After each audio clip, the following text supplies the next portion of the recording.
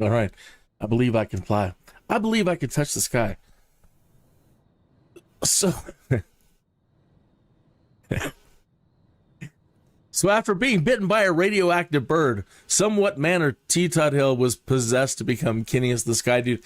This is episode number 134, The Adventures of Kineas the Skydude. We're taking a little bit of a break from DCS WORLD, where Kineas is trying to learn how to become a fighter pilot in DCS WORLD, Digital Combat Simulator. And we're going back to Microsoft Flight Simulator, opening up NEOFLY to make a little bit of money in our career, and turning on Bushtalk Radio, and that's all done so far. We, again, where we ended the last show in Bucharest, let me get that screen up.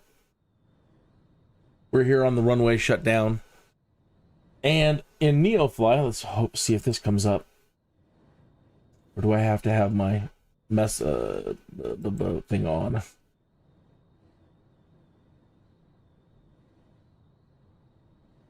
There we go. Sorta. In that very small image right there, that's NEOFLY. Let me go ahead and stretch that out. Somehow that got a little bit changed. Glancing the chat room. Hello, Henny. How are you? Yep, made it today. Made it today. Okay, let's see if that updates on your end. So I want to head south from Bucharest. I was looking at the map and I'm like, which way do I want to go? Which way do I want to go? And there we go. And I really kind of wanted to go, if you look in the lower right-hand corner, I'm messing with the map down there. One of the jobs would have taken us right towards North Macedonia. And, you know, I'm not the world's greatest history freak, you know, but I really like history. And I really like the stories about Alexander the Great out of Macedonia. And I played Rome Total War, and I ended up trying to be friends with him as much as possible and deal with other threats that still... well, I better stop right there. Not compare things from the past to today, but that's on everybody's mind a lot lately, but I'll try to refrain myself. Okay, anyway, I found this job that takes us to LB... It was LBVR. That one. LBPR. It is a cargo, and it's timed, so we've got to hurry up. I think we're on the runway already. And we need to add 822 pounds.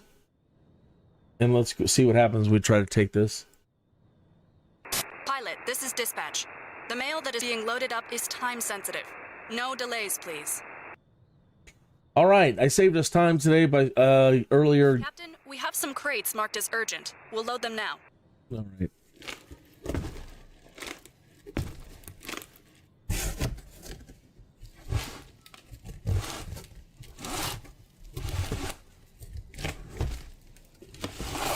I'm over here sliding everything but what I need to be sliding. All right, there's the propeller. Transporter. Cargo is loaded. You can start your mission. All right, get the battery on. Fuel pump. Get the ignitions on. Get our avionics on. Blip, blip. Hey! Everything looks good from where I'm sitting. Taxi to the runway and take off.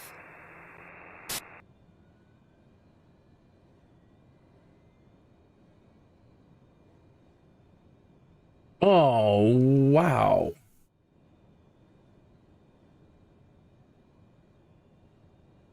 Wow, that's a first. Bless you. Bless you, bless you, bless you. Definitely, thank you so much. So I've just received my, I guess that they call it a super chat. I've never received a donation in the chat before. A monetary donation in a chat before. And that's one of those ones you can't put it up on the wall. You know, like this was the first one, but maybe I can figure out a way to put it up on a wall somehow. Virtual wall. Okay. Thank you. Wow. Oh, that's enough to throw a guy off his game for a minute. Okay, so we're all started up here. We're going to we needed to add that weight. It's over 800 pounds. So let's go over to our weights and payload.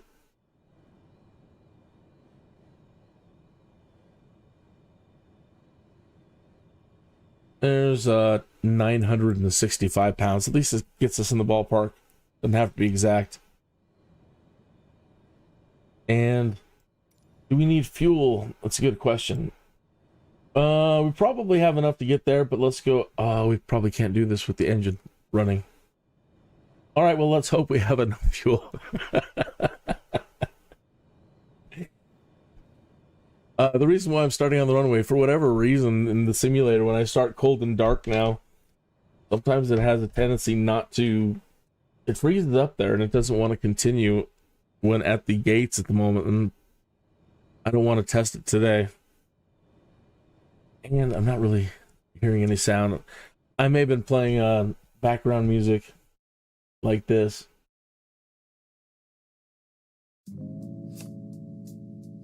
Yeah, some nice mellow bed music from Arthur Ioria. Okay, see if we can get off the ground. Come on. Don't let us down.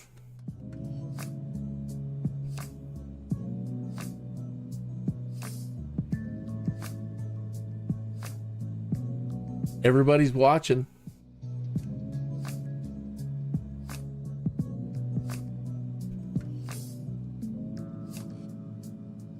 Well,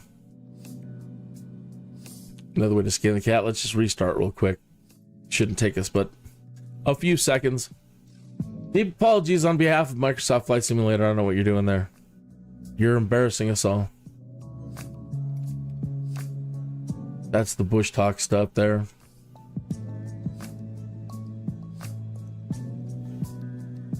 All right, LBPR. Let's go to our autopilot.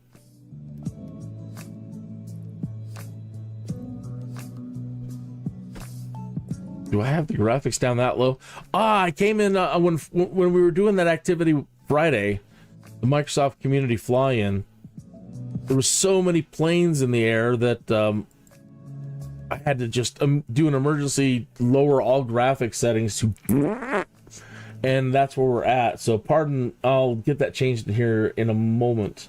Let me get us set up in the autopilot and going. LBPR. Boy, you. LBPR. Enter.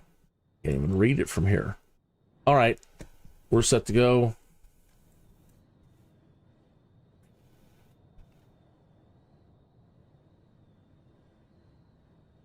What is it now? I typed a P.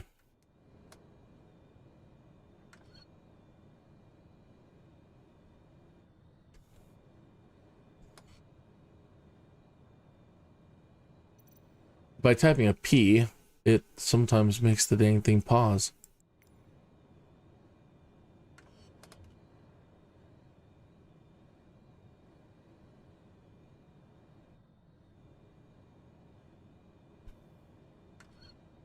Hey, what's wrong with you? Sorry, folks. I don't know. Throttles up all the way. That's no problem there.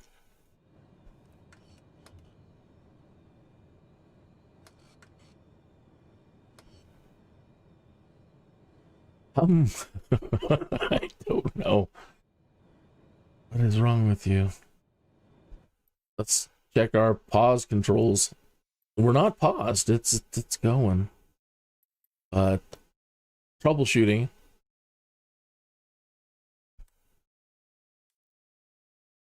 Yeah, pause off. That's a new one. Toggle sim pause. I don't like that.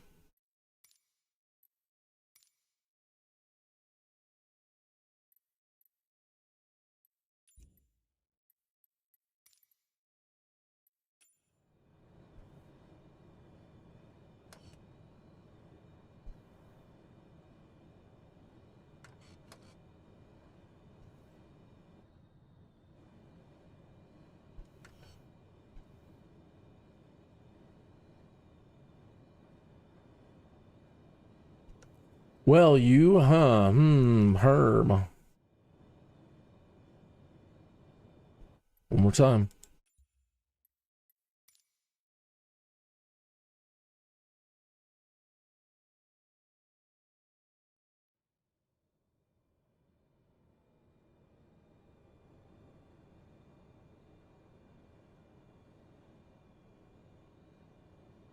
Cool. I can't wait to hear about your carrier landing stuff. I can't wait for us to start messing around doing some dogfighting. That's going to be a lot of fun. I feel like I'm ready enough. I'm not, you know, super ready, but what can I do? I got to just now put everything that I've learned in the last few weeks to the test, you know, and I did my due diligence and I watched a lot of videos on dogfighting techniques, and I've tried in my live streams to put everything I could into practice. This is unbelievable. I'm not moving at all.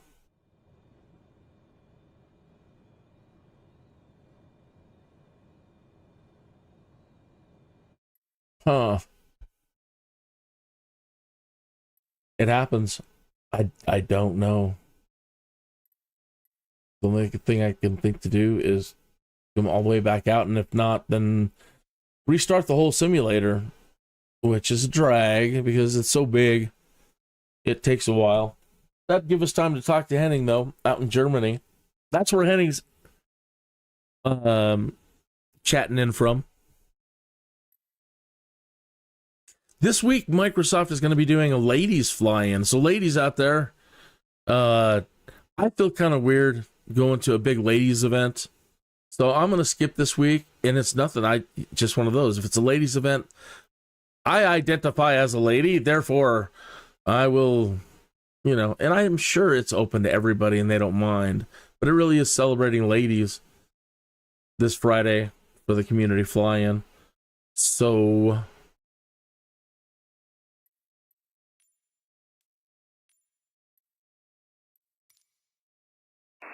Hello, pilot. Let's see what's on the books for you today.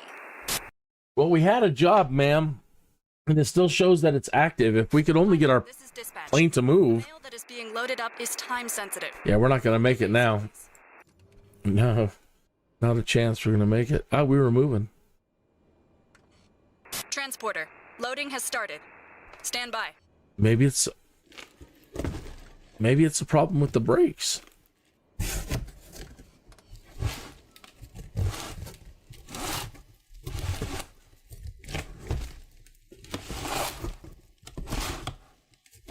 No, not that one. Flight crew, be advised, the timed service cargo is now all on board. You are free to taxi. You're good to go. Contact the tower for clearance. Okay.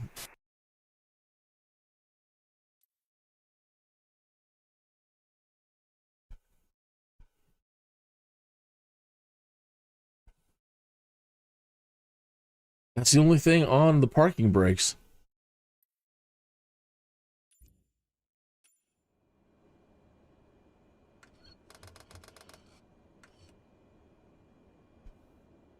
How strange, folks.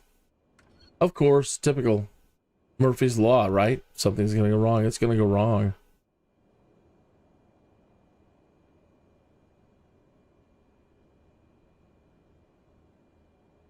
Huh.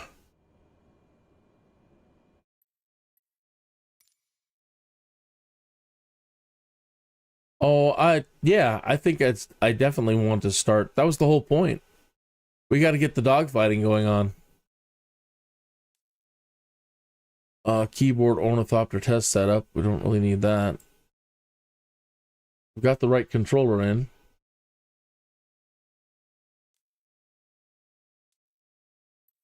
That's not the problem. What is the problem? All right. Sadly, we have to just restart the whole simulator and see what's going on. I've never really known it to do this. Something's happened between Friday and today. I haven't even used it since the activity on Friday. I loaded it up to make sure that there was no updates that needed to be done.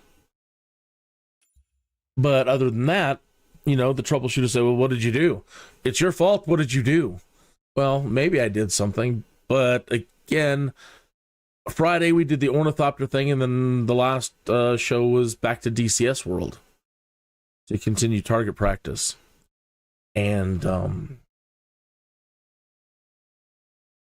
no, nothing I can think of has changed.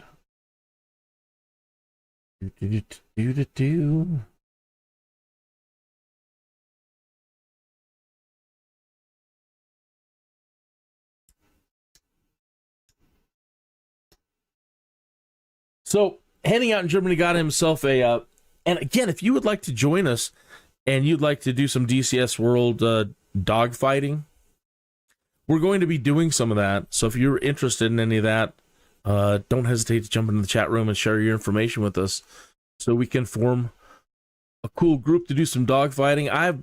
This is all brand new to me, so don't feel weird if you've never done it before either and you don't know what's going on or what to do. That we're in the same boat. Henny out in Germany is going to be helping us ease our way into learning how to dogfight and other things, right? Whether we're fighting together as a team or we are fighting against each other. Anyway, he's been buying planes for that, and he picked himself up the F-14 Tomcat, and he's having a dickens of a time with it. And I am no expert in with history of military craft aviation. Best leave that to somebody else. But for us noobs, noob to noob, I've heard that the plane, as wonderful as she is, she's a beast. And yeah, and the earlier versions would have engine problems. The engines would go out on dives, kind of like maybe what you're doing. Splitting the engines is a big engine thrust is a big problem. She becomes unmanageable. Yeah, you really have to treat her like a different being altogether, right? So once you learn her eccentricities, if it's anything like the Microsoft Flight Simulator version, I think once you learn how to operate everything in the cockpit, you might appreciate it more as a cruiser, right? Let's say you're going to do cruising and reconnaissance. One, it's got rather long-range missiles, not extremely long, but it's got long-range missiles, and it has dogfighting capabilities, but it's a cruiser, right? You can dial in things like your speed and your altitude, and you can control everything with your fingertips a lot better by, exactly setting your speeds and blah, blah, blah, blah, blah. And then when you move up to other craft like the F-16 or F-18, maybe a little bit more. I mean, they can still do the cruising thing, but definitely they seem to be more agile. Definitely. I mean, you could just see the mass of the things, the difference in mass between the birds. And so it makes more sense that, oh yeah, dogfighting is not dead. And if you're going to do some dogfighting, maybe go with the F-16 or 18. Which you are absolutely wonderful with. I was watching you blow everybody out of the sky. But I did notice that Hans and whomever was Hans' partner, they still were able to get you too. And I know that Hans was in a the SU-25T, which is the default model in DCS World, which I will also be using. I'm not going to invest in a very, very expensive military aircraft until I know I can at least do the very, very basics. Okay, we're back. Let's try it again. Cross your fingers. If not, I don't know what. I don't know. Oh, first things first, since we're there. Let's get our graphics set.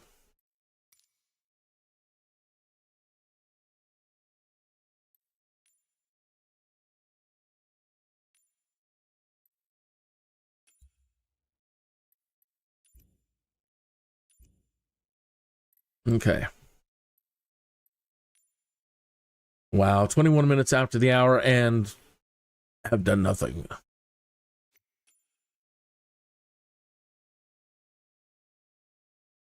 Hey, I was on Friday, actually it wasn't Friday, it was the last show. I said that I'm going to need to start saying prayers for folks like Henning and Hans here from Every Day Out, because they're actually doing this stuff for real. They're actually learning how to do fly gliders. And on Henning's page, we finally saw one of his videos of him doing a landing. Very impressive. And Hello, pilot. Let's see what's on the books for you today. how fun, but how incredibly dangerous flying is. And so... Transporter from dispatch. You must deliver express packages before the deadline. Don't waste time. Mm-hmm. Keeping all of our flying friends... Transporter. Loading has started. Stand by. ...in our prayers. So always be safe out there. Okay. Brush fingers.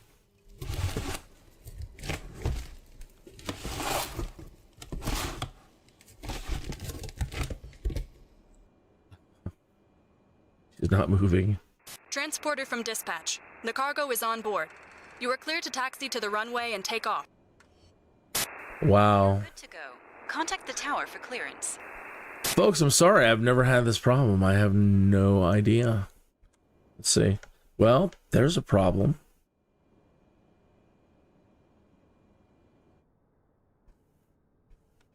I'm seeing it's not responding to my joystick. The throttle control's not working. That's working. Flaps are working.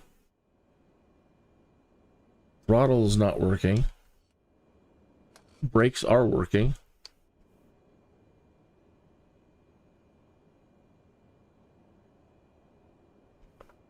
But that's weird.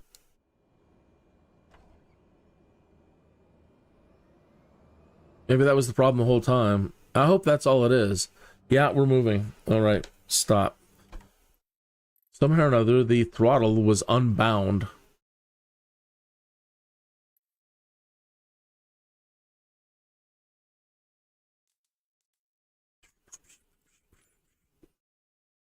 How weird.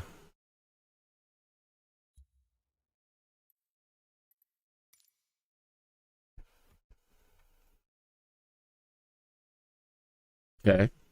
It was there. But blow it out and check it. No. And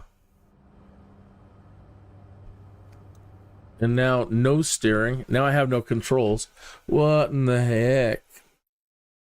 Oh my God. All right, let's try to go to a default profile or something, because that's not working at all. There's the ornithopter, there's the helicopter, there's default. And let's see what we get. Okay, wheels working.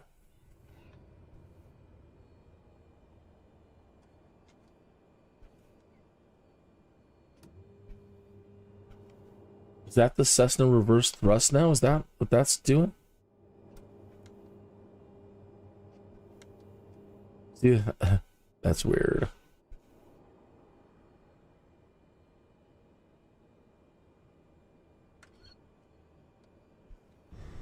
It's like it's...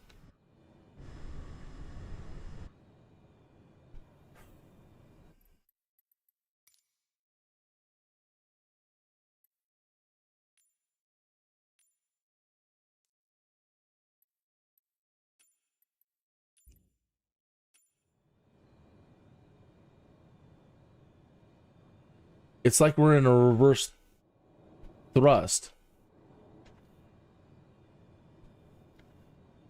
Wow, everything got completely messed up. Well, I guess today's part of today's show is learning how to set up your dang joystick when everything gets mucked, man.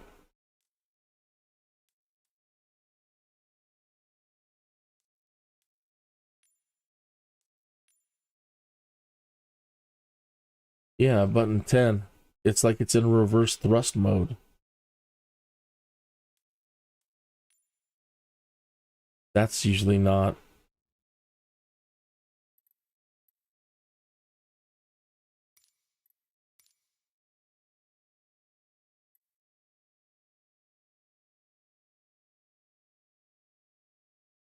Oh.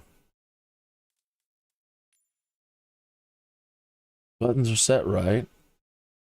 Button 12.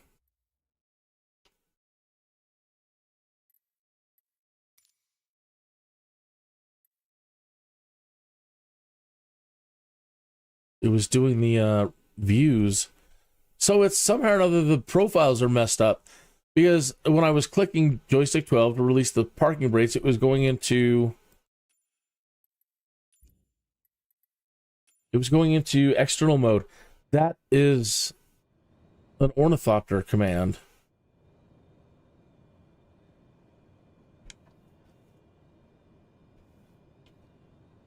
Still in reverse thrust.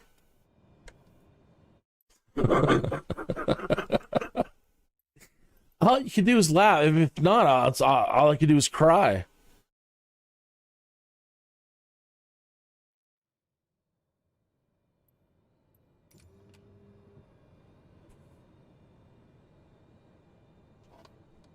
Okay, that's working.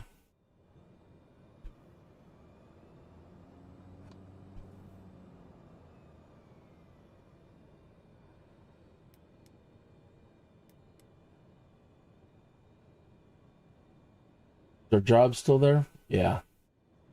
LBPR.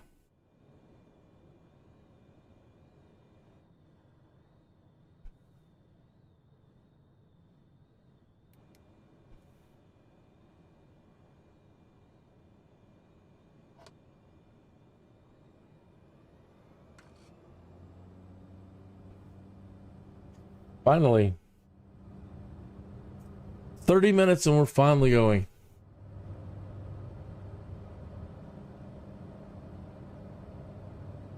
Transporter, have a nice flight.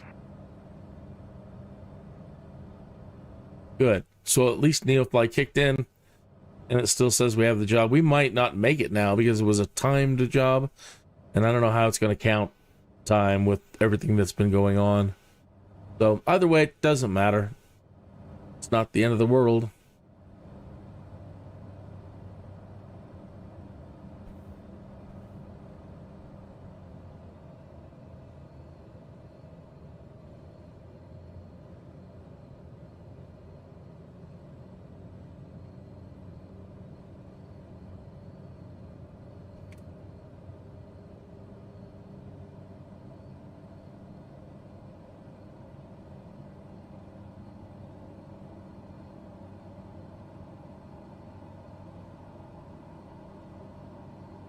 All right, I don't see any mountains at the moment. So I'm just going to come over here. And on the autopilot, do an alt hold. Put it in the nav mode and make sure we are in GPS mode, which we are. And set it again just to be sure. All right.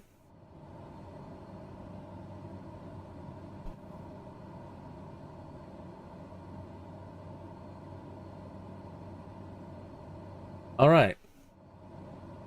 So, having a nice look outside, do some sightseeing.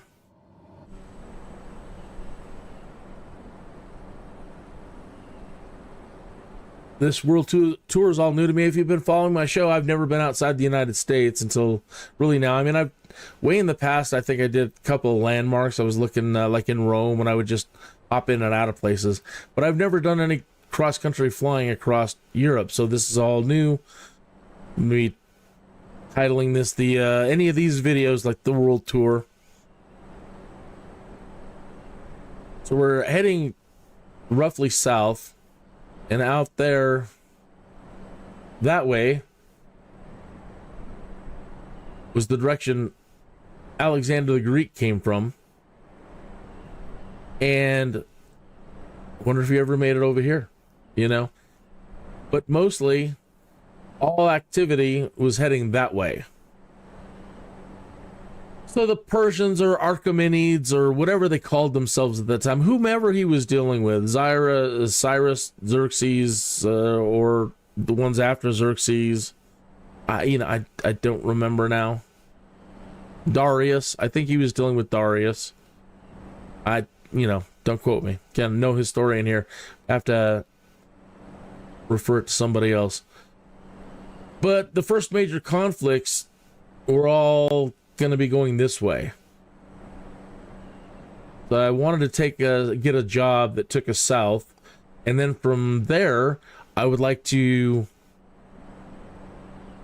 find some jobs that keep us going south towards Istanbul and make our way south a little bit. I could have gone straight into Ukraine, but that'll get me talking about things and current affairs, and I just don't know that I want to do it. So I'd rather stick with history at the moment. This is nice, all these little lakes out here. It's fantastic. I'm surprised how dense this place is. It's actually been quite sparse lately, and now we're getting into a lot of heavy development again. How beautiful. How wonderful for the people that get to live all on that stuff.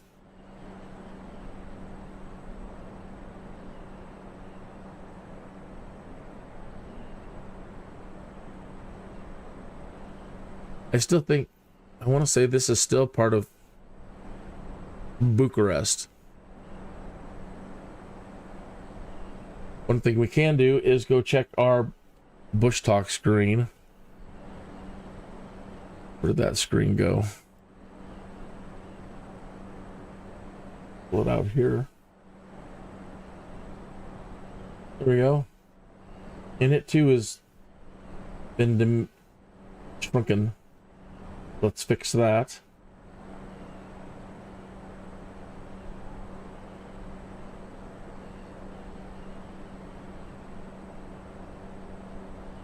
All right, so where we are in the world.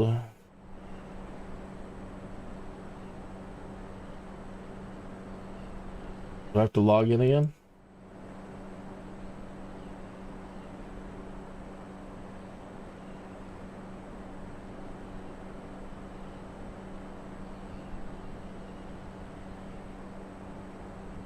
Are we on path?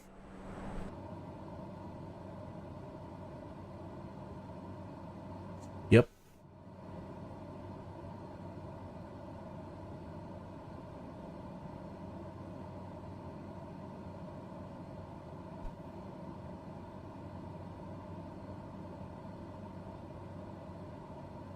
All right, let's come back over to here and close this and reopen it. Oh yeah, relog in. Close your eyes.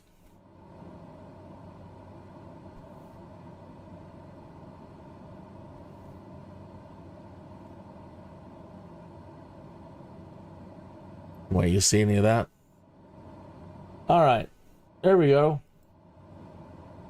Uh-oh. Something I typed. Something I typed or whatever I was doing right there. caused the plane to flip out.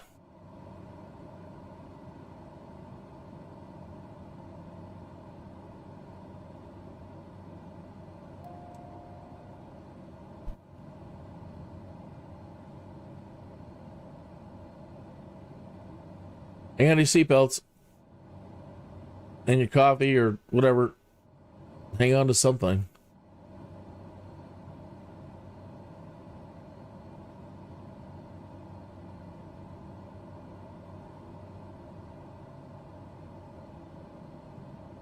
All right.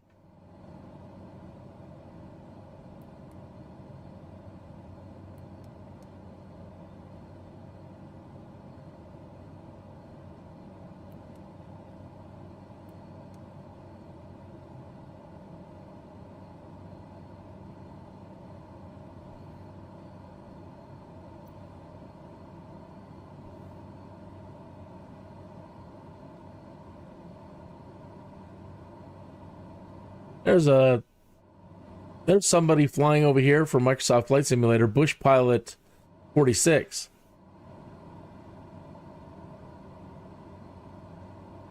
Hey, in the chat room, MCF Boys, he says you're good. Oh, thank you very much. I'll take it.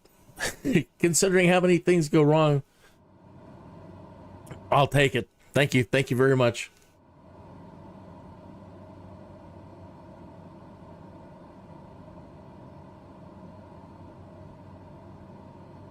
The War Thunder ground grind is, yeah, you told me that you were doing the ground stuff. I had a friend that was really into World War II. I have two friends that are really into World War II combat, and they got me into that for a while, and we were running around in tanks and everything else. But I've always been inclined to be in the sky. It was fun.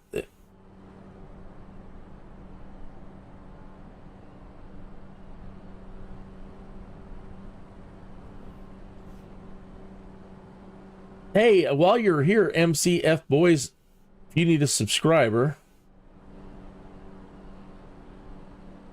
I can just click on your name right from there, and I get this cool pop-up that says, well, it normally does. It says go to channel.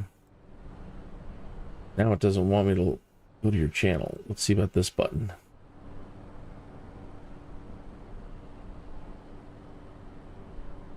That's weird. It's not letting me go to your channel. Normally it just pops right up and allows me to go to your channel, and then I can subscribe. That's weird.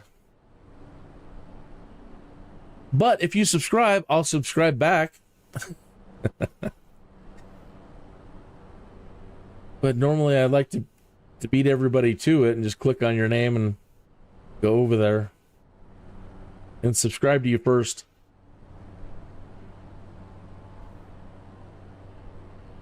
Okay. So that's where we're at in the world. And I believe down in here, again, after we cross Istanbul and move across this area here, this is where the first major conflicts between Alexander the Great and the Southern empires. Again, I don't know what they were calling themselves at the time, whether it was the Persian Empire, or the Achaemenid Empire, or whatever. But it was all the forces that controlled the world down here.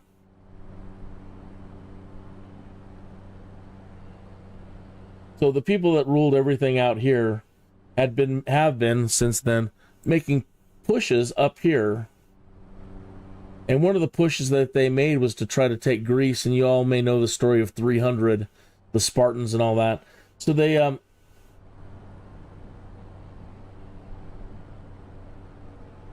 came up, and they, again, over here, they tried taking Greece over here, and the Spartans came up in here and stopped them over here somewhere. And now Alexander the Great comes down, and he's coming down through here, And he's going to start hitting them hard all throughout here and driving them back. And so that is why I've now headed south. Because I'd like to go down into that territory. We'll be coming down here, over here somewhere to land, and then we'll see if we can get another job taking us this way.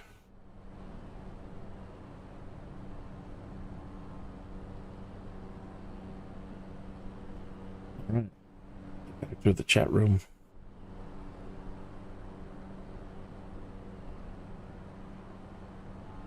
See if it makes a difference if I pop the chat out.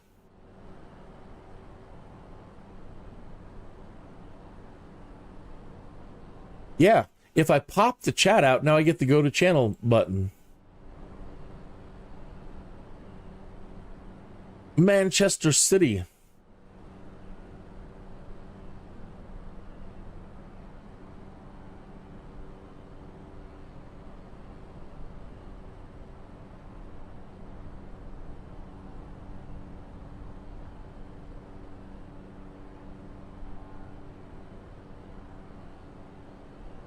Oh. Well, that's not right.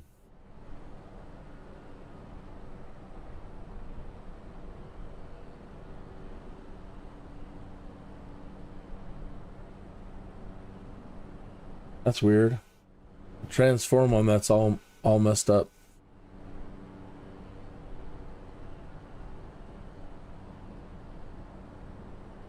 A little better. You've got a lot of content.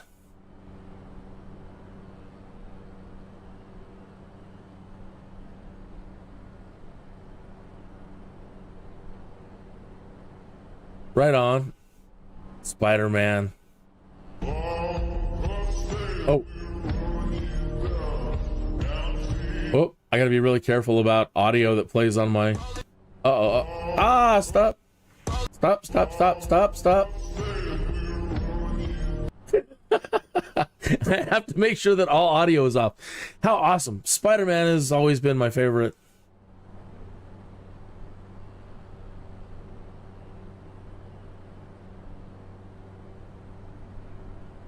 I gotta share that. I hope you don't mind. I'm gonna share that over onto X. Nobody calls it X though.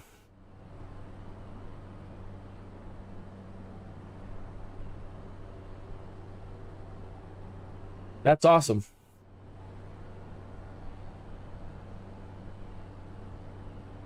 If this gets 50 likes, I'll do what the top comment says. Captain America. Oh, Fortnite. Ah, I've never played it. Looks fun.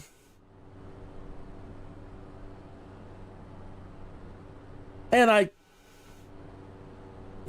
understand stereotypes, and so what infinitesimal amount of information I know about people in the UK, I know that they love their football, their soccer, and so I can imagine that somebody from Manchester would absolutely be into football. So that makes sense to me.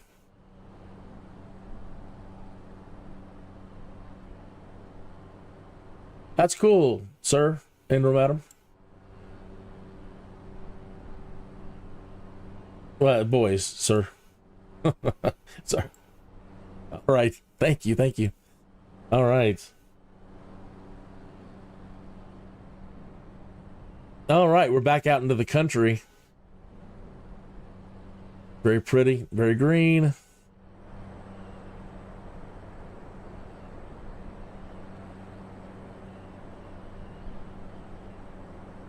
Other than the time, this should be live weather.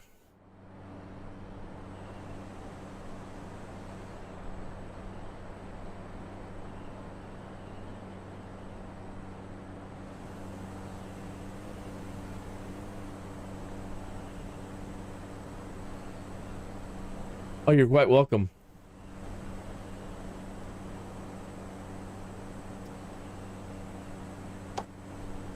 Oh, I'll check it out. I'll check it out more later. And anytime you want to stop in, if you subscribe and you just want to stop in and say, hey, help me get some views on this cool one that I just put up. Hey, don't hesitate. We don't mind. Come on in and show off what you're working on.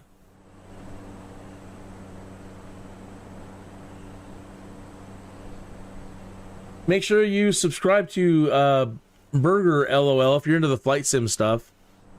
That way you have another subscriber. Alrighty. See if there's anything in the area. Being where we're at, it's not surprising to me that there's not a whole lot of information on Bushtalk, but we are passing something right now with an audio. It's just off to our port side here, just a few miles downrange, and that is this. The Battle of Tuthill, also known as Tuthill Epopee in Bulgaria, was the opening battle of the First Central Powers Offensive during the Romanian campaign of World War I. The battle lasted for 5 days and ended with the capture of the fortress of Tuthill, now Tuthill, and the surrender of its Romanian defenders. By August 1916, the Central Powers found themselves in an increasingly difficult military situation. In the west, the German offensive at Verdun had turned into a costly battle of attrition. In the east, the Brusilov offensive was crippling the Austro-Hungarian army, and in the south the Italian army was increasing the pressure on the Austro-Hungarians, while General Maurice Sorel's allied expeditionary force in northern Greece seemed poised for a major offensive against the Bulgarian army. The Romanian government asserted that the moment was right for it to fulfill the country's national ambitions by aligning itself with the Entente, and declared war on the Austro-Hungarian Empire on the 27th of August 1916. 3 Romanian armies invaded Transylvania through the Carpathian Mountains, pushing back the much smaller Austro-Hungarian First Army. In a short time the Romanian forces occupied Orsova, Petroseni, and Brașov, and reached Nagy Seban on their way to the river Maros, the main objective of the offensive. In response, the German Empire declared war on the Kingdom of Romania on the 27th of August, with the Kingdom of Bulgaria following suit on the 1st of September. On the next day, the Bulgarian Third Army initiated the Central Powers' first major offensive of the campaign by invading southern Dobruja.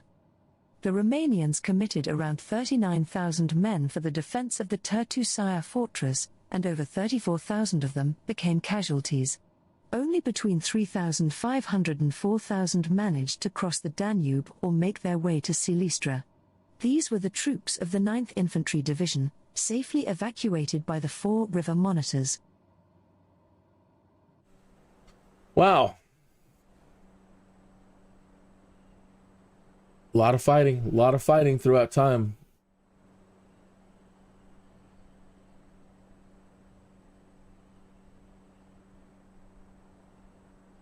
Hey, thank you so much as always. Thank you for all your support, Henning. I can't thank you enough.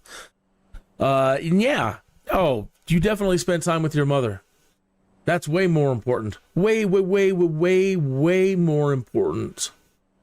And we'll get to dogfighting soon enough.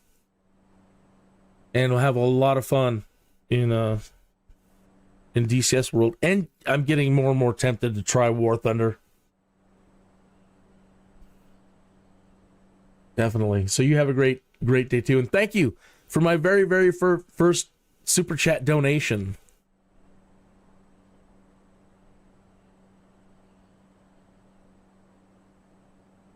Yeah, I didn't know any of that. This is the first time I've ever flown in Europe. It's my own first time being anywhere over here. And, you know, I have a tiny bit of history. I love this tool, this Bushtalk Radio. It is so cool, and people submit their own. So if you have an interest in a particular area and there aren't any markers, you can create your own markers and type in what you want the AI to say. So over here, what we've just passed over here, Gurgu. So I love these. The And Battle of Slobozia was fought between Russia and the Ottoman Empire. pause that for a second. So traveling, normally I stick to my own state and my own country, and I've been learning a lot. So many things I didn't even know about my own state. There's so many great audio tours available. Anyway, let's hear what this one. Here's another battle. The Battle of Slobozia was fought between Russia and the Ottoman Empire as a part of the Napoleonic Wars during the Russo-Turkish War of 1806 to 1812. The primary battle occurred on the left bank of the Danube River near the small village of Slobozia in Wallachia. 4 miles to the southeast on the right bank of the Danube was the Ottoman fortress at Rasuk. The siege of the Ottoman forces at Slobozia, including the final battle, lasted approximately 2.5 months from 28 August to the 14th of November 1811, ending when Russian commander Mikhail Kutuzov ultimately accepted the surrender of the Ottoman forces commanded by Ahmed Pasha. In 1810, Russian forces crossed the Danube and invaded Ottoman Bulgaria. Numerous Ottoman fortresses along the Danube were attacked and captured, including those at Silistra and Rasuk. In the spring of 1811, Tsar Alexander became concerned that war with Napoleon would be renewed and prepared for a conflict by moving 5 of the 9 Russian infantry divisions in Wallachia to northern Europe. Tsar Alexander also put Mikhail Kutuzov in command of the Russian forces along the Danube and ordered him to end the war as soon as possible. On 28 August, Ahmed Pasha finally initiated a direct confrontation with the Russians when he sent his forces to invade Wallachia. Within a week, 36,000 men had crossed the Danube to the bridgehead, where they were joined by Ahmed Pasha. The remainder of the army, some 20,000 men, stayed on the right bank of Danube at their fortified camp near Rasuk. On 25 October, a ceasefire was agreed upon, and approximately 3 weeks later, on the 14th of November 1811, Ahmed Pasha agreed to a truce and formally surrendered to Kutuzov. Of the 36,000 men that crossed the Danube to establish the bridgehead at Slobozia, it was estimated that 200 men successfully deserted, 12,000 men surrendered and were taken captive, and 22,000 lost their life to warfare, starvation, or disease. All right, so you're saying the details look fantastic. Yeah, Microsoft Flight Simulator is amazing, amazing, amazing, amazing. And they are constantly doing these world updates to add more and more, accurate and higher detailed models of wherever you're flying, the photogrammetry. And this is, I've got it on high settings, but this is a mid-range computer. So once I do an upgrade later in the year, closer to Microsoft 2024, and we know a little bit more about, what's going to be an optimal machine for it, the graphics are going to get even much, much better. And I can't wait till then. And yeah, even for a mid-range machine, it does a darn good job. But with Microsoft Flight Simulator 2024, I guess the ground level details are going to start getting a lot better. And, it's getting amazing. I mean, this is already amazing. This is one of the greatest flight simulators ever created, and beyond that, it's a world simulator and everything else. It's truly, in my mind, a historic accomplishment. All right, let's find out where we're at and what is near us.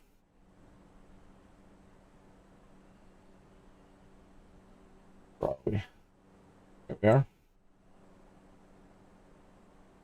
So over here in front of us to our port is another battle. The Battle of... I can't read that. It's on another screen. It's too small for me to read. So let's just hear what she has to say. The Battle of Bucharest, also known as the Dobrice Epopee, took place between 5 and the 7th of September 1916 between a joint Bulgarian-German-Ottoman force, consisting mainly of the Bulgarian Third Army, and a Romanian-Russian force, including a division of Serbian volunteers serving under the Russian 47th Corps. The battle was part of the Romanian campaign towards the end of 1916. It ended with a Central Powers victory.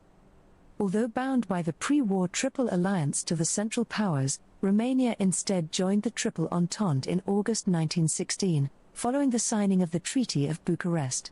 German Commander Field Marshal August von Mackensen was put in charge of the Romanian campaign in the Dobruja front. In September, the 3rd Bulgarian Army was reinforced with 2 Ottoman divisions and part of a German division. Mackensen started with a surprise move on Tuthill, a Romanian fortress. Although the besieging force was smaller than the garrison, most surrendered quickly to the Bulgarian Third Army after their commander fled. Along with German reinforcements, Bulgarian units on the southern front who crossed the border and invaded the Dobruja found themselves facing the Romanian Third Army and 2 Russian infantry divisions. Some of the Romanian units had surrendered to the Russians, believing them to be Bulgarians. Simultaneously with the assault of the fortress of Tuthill, the Bulgarian Third Army defeated the Romanian-Russian force, including the 1st Serbian Volunteer Division, at the Battle of Bazarjic, despite their numerical superiority. The outnumbered forces of the Central Powers managed to push the Romanians and the Russians north, while the Serbian Volunteer Division suffered heavy casualties with 8,539 dead and wounded. On the 7th of September, after intense fighting, the defeated Russian general ordered a withdrawal. As the Romanian army withdrew into Moldavia by the beginning of November, the Central Powers had captured the whole of Dobruja.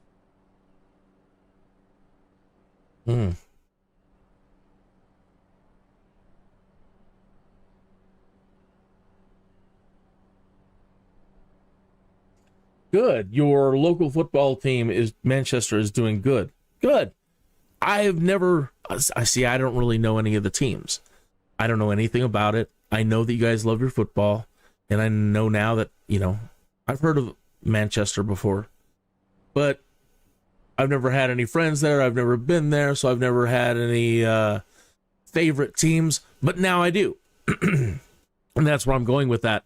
Now that you've stopped in, and I'm still assuming that Manchester is your city, and that's your team that we're talking about here. And if so, then that's my new favorite team. That's my team now, and whoever your team is, that's my team. That's now my favorite team, and I wish them all the success and best in the world. Okay, yeah, so go Manchester. One of these days, now that I've got a favorite UK team, I'll go online and I'll look for a Manchester hoodie and a Manchester t-shirt. All right, far out. All right. I never thought I would have a favorite football team, and here we are.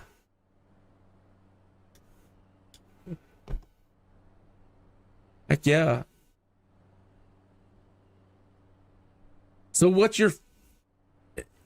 is your favorite bit of history? Since we're kind of doing history as we're traveling around here.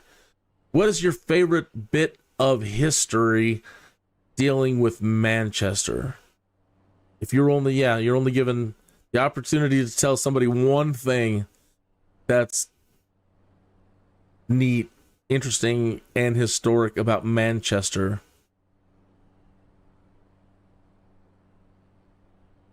boy, I believe you folks in the area, you've definitely over the years seen your share of war. World War II.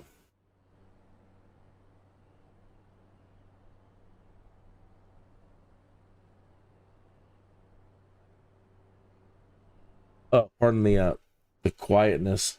When she's talking, I usually turn down Flight Simulator. Can't hear the environment or the engines or anything. And I'm always imagining, because I don't really turn up the engines in a live stream because the droning noise gets to you after a while.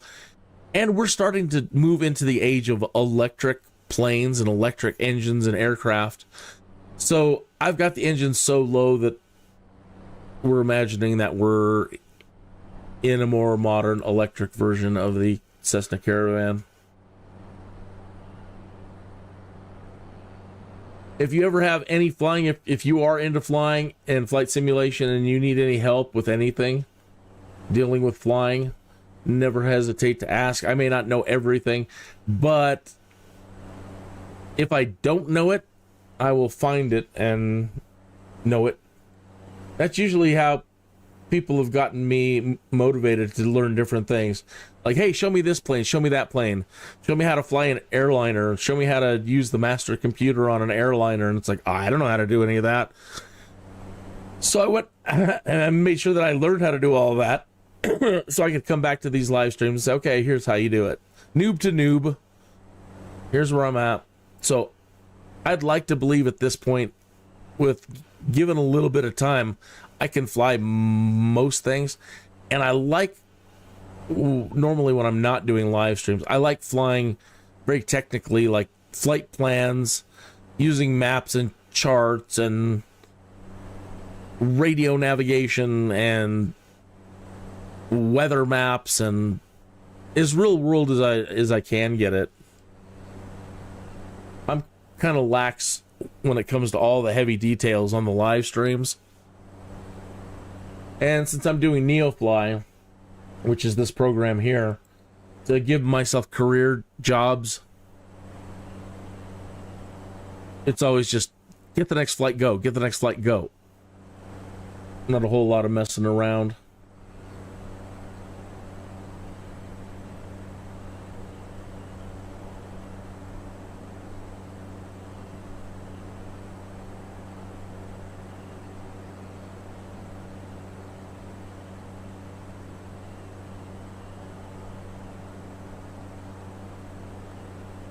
There's your page again. I want to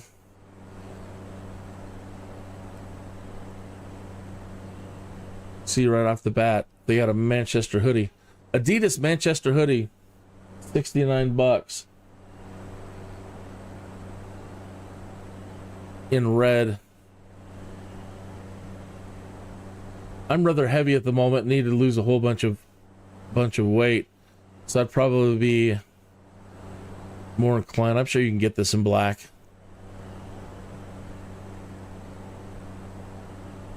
That looks kind of cool.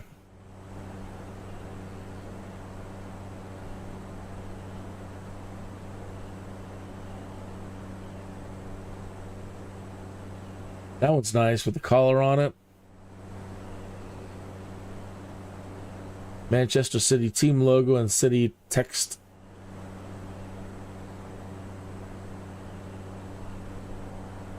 That one's cool. This one. Uh-oh. Can't reach the page. Yeah, that one. Let's see if this one pops up. Why can't I reach these pages? What's up with that? That one's all creepy, like skull.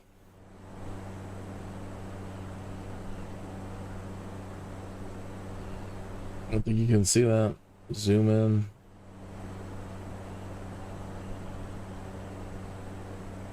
Oh well. Cool.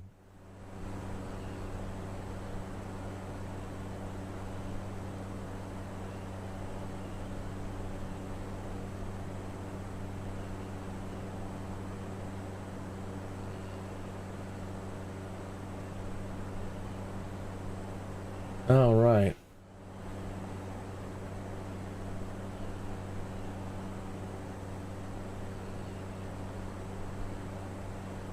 Oh, I don't mind.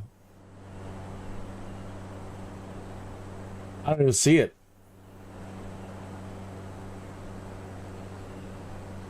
The Manchester Derby.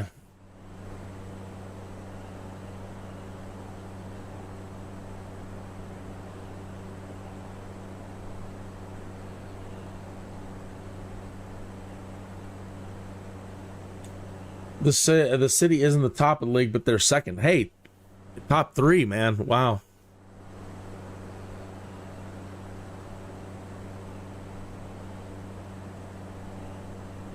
Check how we're doing.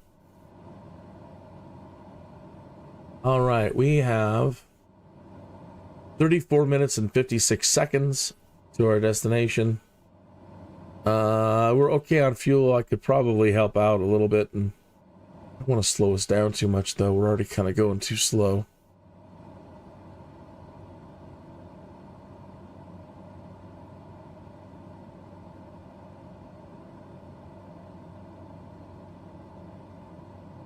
Oh, I will play your videos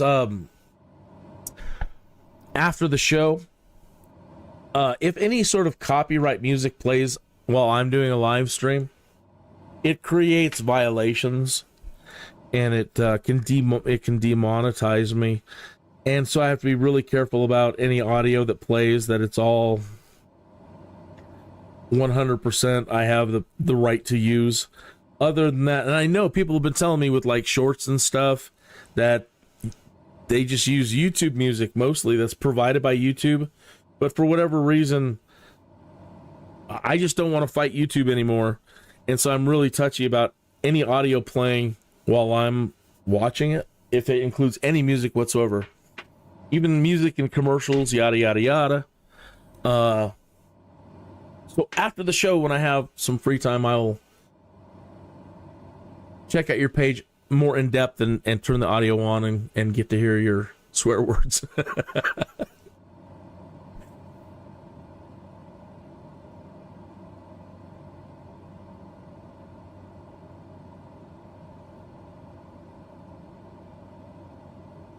All right.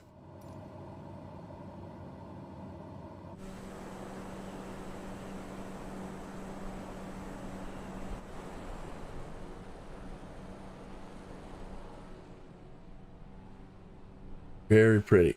Very pretty. It's 2:00 in the afternoon here. You are watching episode number 134, The Adventures of Kineas the Skydude. So after being bitten by a radioactive bird, somewhat mannered, C.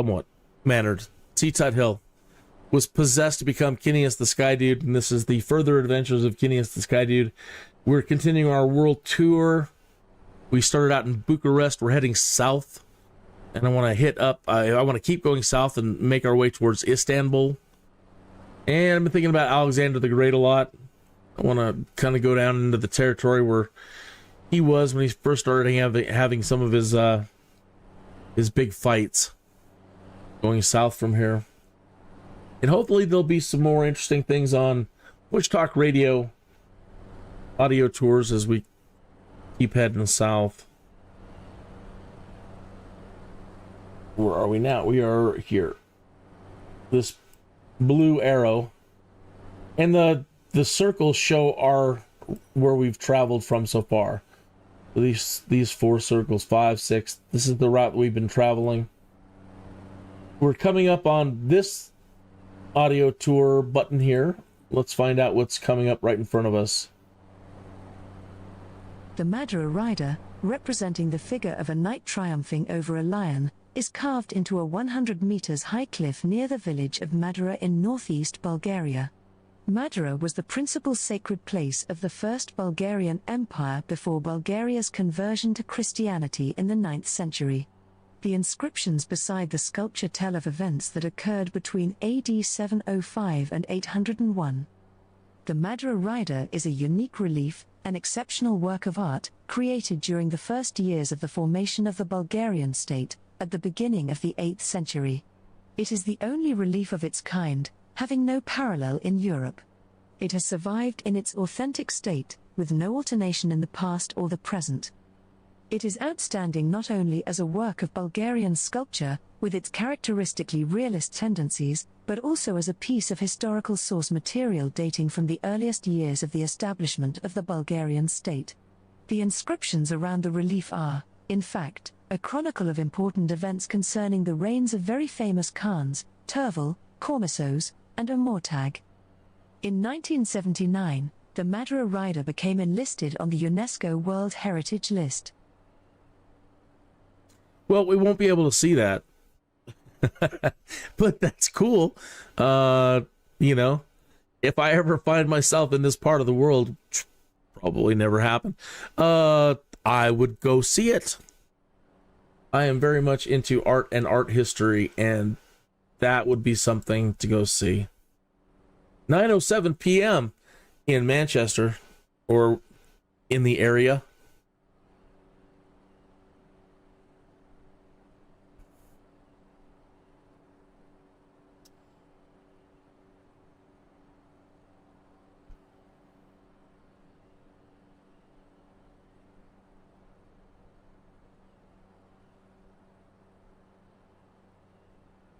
Yeah, same. You'd go see it too, huh? Yeah, very cool.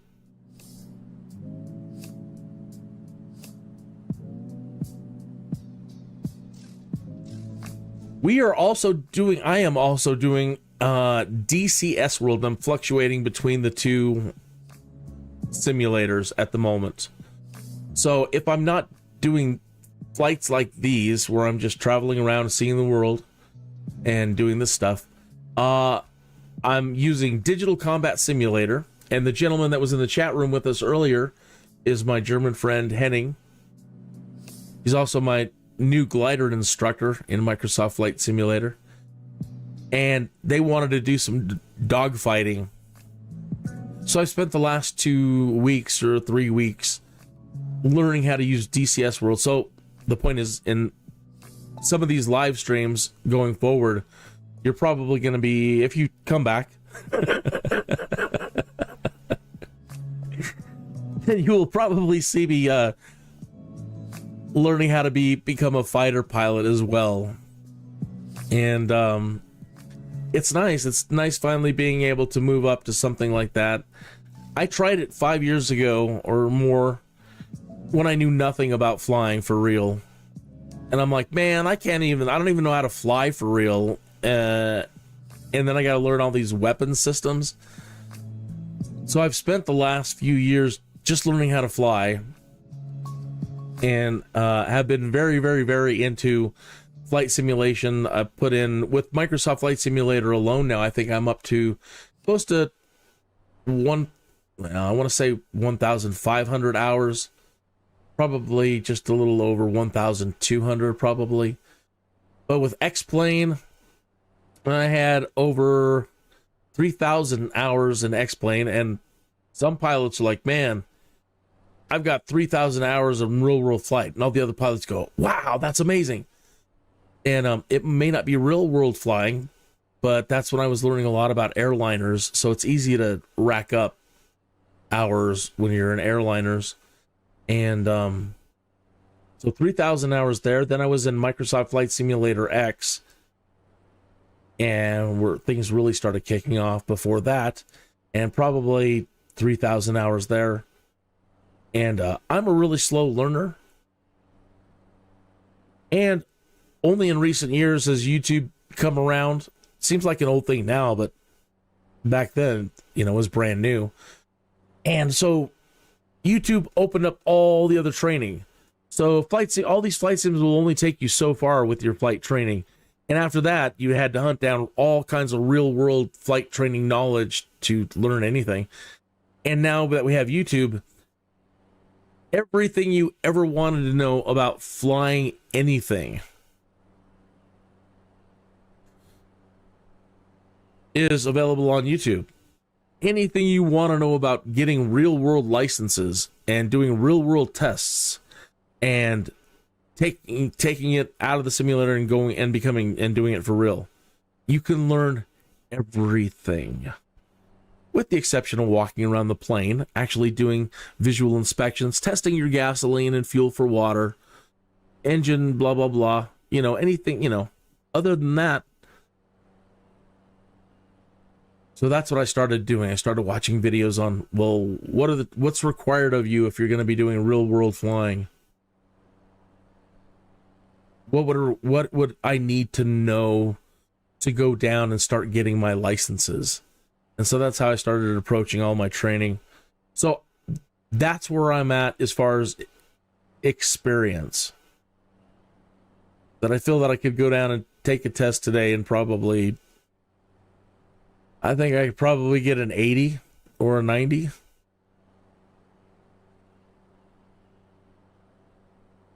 That's why I say, if you're interested in anything like this and you ever need a helping hand on learning anything, or know anybody who is struggling in any way with flight simulation or whatever, then hey, I'm hopefully always going to be here for a while to help anybody who needs any help, because I have been helped by so many great people, and I don't mind returning the favor. Hey, what a pleasure it was having you stop in today on this episode. MC MSFC Boys from Manchester. If you're going to pop in, click on his name or look for his channel and add him as a subscriber, please. So be kind to everybody you meet in my rooms, and everybody connect with each other and lift all ships, right? Lift all planes. Commanders. Grab my coffee. Cheers. Here's to your health, well-being, and prosperity. 16 minutes after the hour.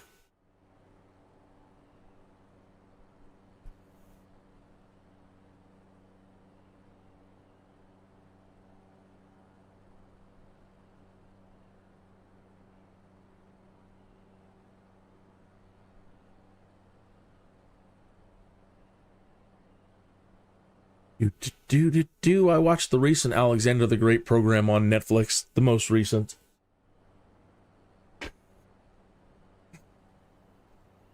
And it was pretty groovy, you know. I guess what I was hoping for was a series. I was really hoping for something that was going to be, 10 seasons long. I want all the details from day to day, the best you can do. That's a subject that I would love to know every single thing about and see it. It's much more enjoyable as a movie and media these days. I'm sure I could go out and find some history books that do just that. But I really love watching historical recreation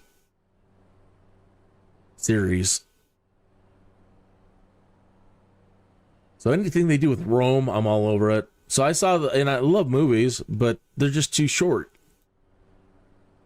They'll do 10 seasons of everything, of anything these days, and it's like, look at any show. Something was going on there. There was some major digging going on below us.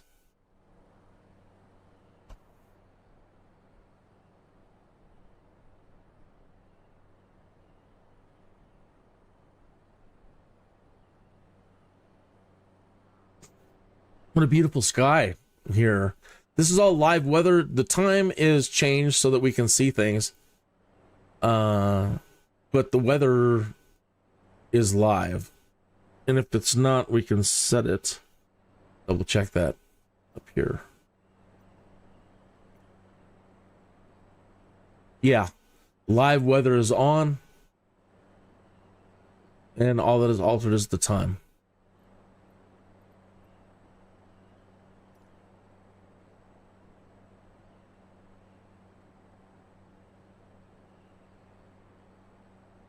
This is where we're at in the world. I'm moving my mouse around it's the blue arrowhead traveling south here, where my mouse is, a hand thing is moving around.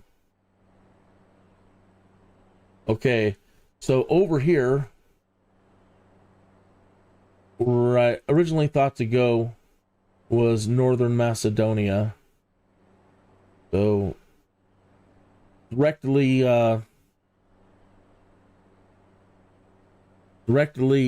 west of us, over in this region, is Old World Macedonia. So Alexander the Great came from this region. The Greeks are all down here. And these southern empires throughout history have always been pushing up and pushing up. So you all might know the story about like the Spartans, the 300. So they pushed up in here, and they were pushing up to try to take... They came up around this way. Tried taking Greece over here, I think. And then the Spartans came up from the south, pushed them all, knocked them all back, stopped them from moving on. They're saying that was so pivotal that it stopped them completely from moving on for a long, long time. So Alexander the Great, from Macedonia up here in the north, created this campaign army that started heading south. And I believe, from the show anyway, what I'm recalling is that crossed here at Istanbul.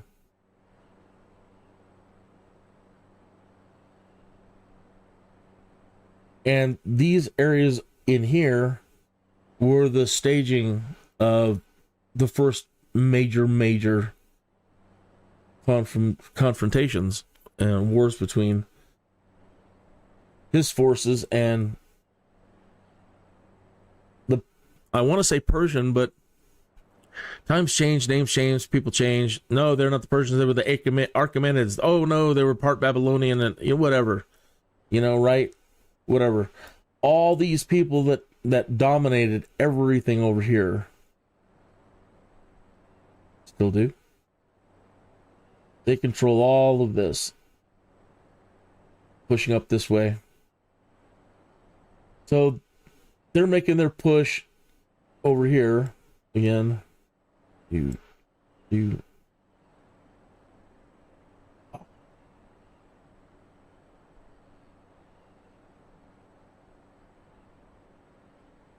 Well, I zoomed out too far. So they're all coming up into here, pushing into here, trying to get Greece here, and Alexander comes down here and starts knocking them all back, and he's going to be knocking them all back, and I don't know where we're going to go after we get to here.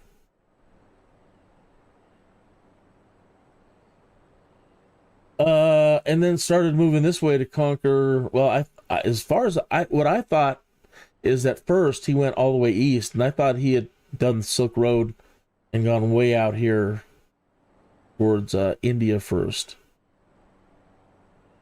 and then came back. I don't know. I don't know. No.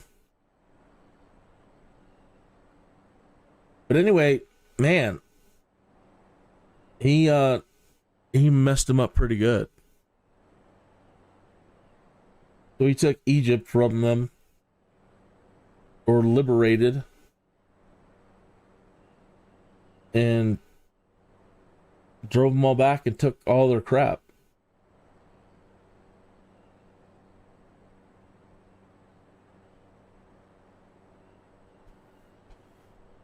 Well, anyway, so we're heading south from Bucharest to those staging, those battlegrounds.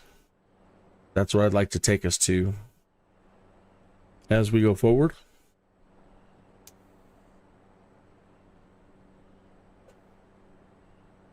I want to avoid politics and religion as much as possible, and keep it to a very, very minimum, so things don't get too controversial. And everything's controversial right now, right? There's always two sides to every coin. So the point I would like to make today, while reflecting on all the stuff with Alexander, is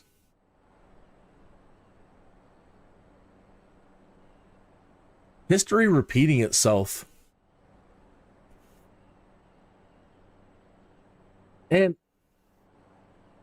because of how events rolled out in the past with the cat like Alexander the Great, and that also reflects a potential history repeating itself. And I don't think I feel so bad about that.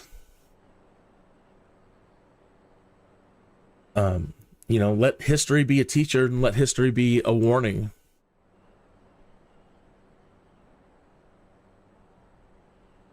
I don't know. I like Western civilization a lot.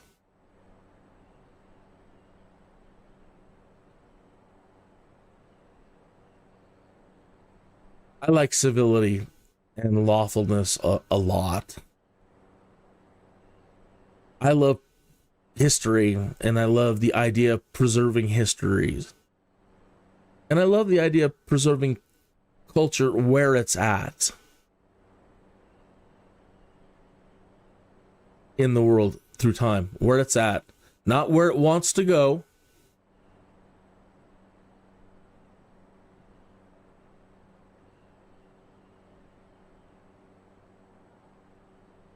but it's always been about. And here's where I'm starting to move into. If I just keep my mouth talking, I'm gonna just keep going and say the wrong thing. So, okay. That's all I want to say today about that. I'll say everything I need to say on X. And if you really are sensitive and, you know,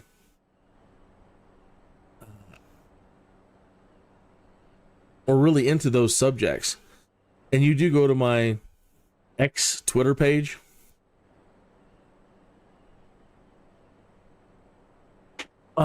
I don't know if you'll like me. I don't really know that you would. I know that, you know, that's probably like stuff you should never say on a live stream. The top 10 things you should never do on a live stream.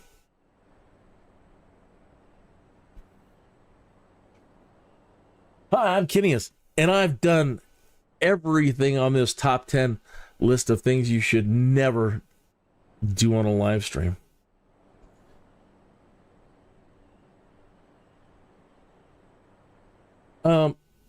But I feel that that's a place I can say what I have to say.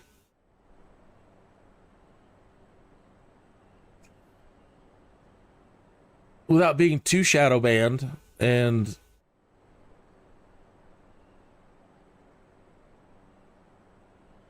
I'm getting to the point in my life where I can say, I've seen some bleep.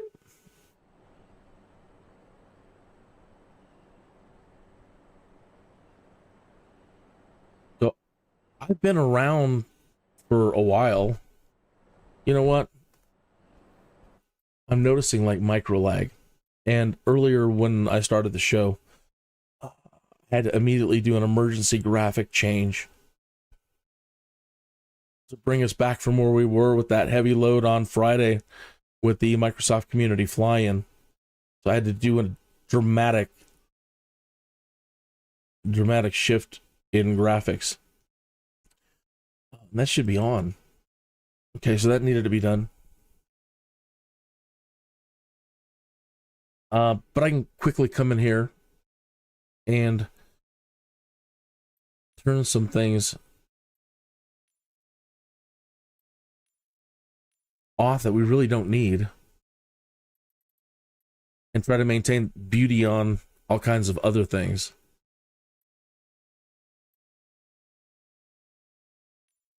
Now this may seem like, what are you doing turning off anisotropic filtering when you could set it to 16? The video card is set to, with this software, automatically engage anisotropic filtering at 16. Super sampling's on. Water waves, we really don't need them at the moment as we get closer to Istanbul. So we'll save on some memory there. Shadow maps, right at the moment, we're kind of up high. It looks nice, but I'm going to drop them. Contact shadows, no. I really don't need the windshield effects. It's all right, but nah. Leave the ambient occlusion at high. Light shafts, I like them. I love anything to do with light. That, to me, you know, lighting is everything. So I'll actually put the light shafts on that. We don't need bloom. It doesn't really happen in the real world. It happens through lenses. So if you want a cinematic effect to your live stream, then yeah, by all means, turn it on. But I'm going to go ahead and save power by turning it off. Lens correction, I really don't know. Motion blur takes up a lot of resources. I don't need it to feel that real. Hopefully you don't mind. Again, when I move up to a better computer, things will be completely different. Lens flare. I think that's another thing that just happens optically. Maybe I got these wrong. And instruments, I like to be zippy. So let's see how we are with now with that. Okay. If it gets too dark, we can adjust.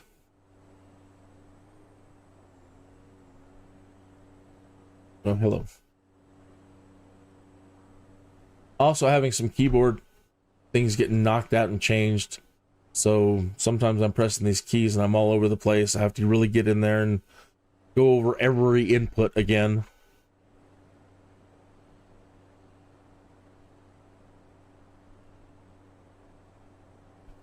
Okay, that's full zoom. No, it's not.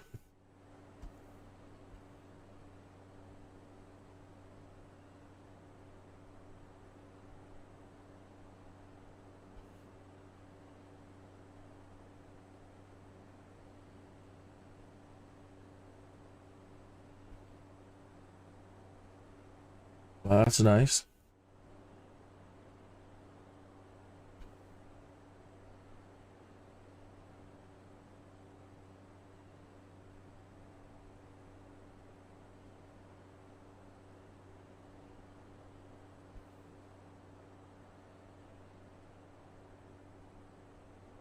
Wow. We are absolutely not going around. No way. Get digging.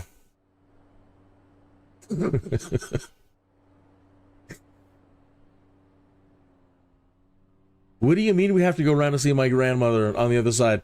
Get out there and start digging.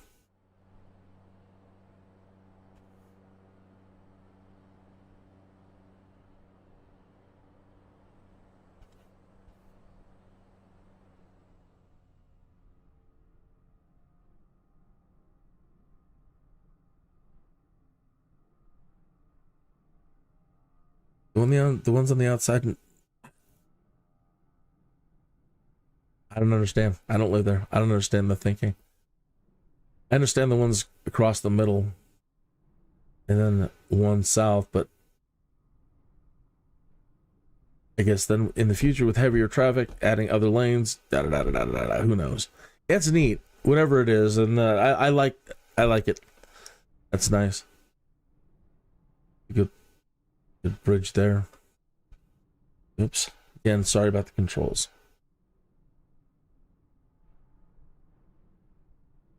Very pretty, folks. Very pretty.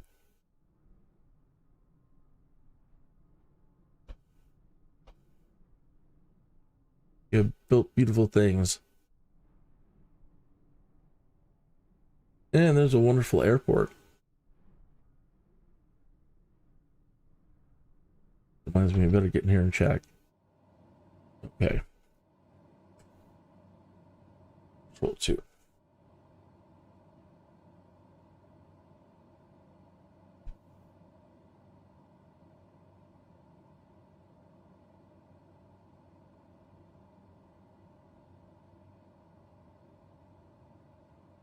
$752, $742, $723. Wow. Something is going on. Uh-oh. Let me turn up the volume here so you can hear the emergency that's happening right now in the cockpit.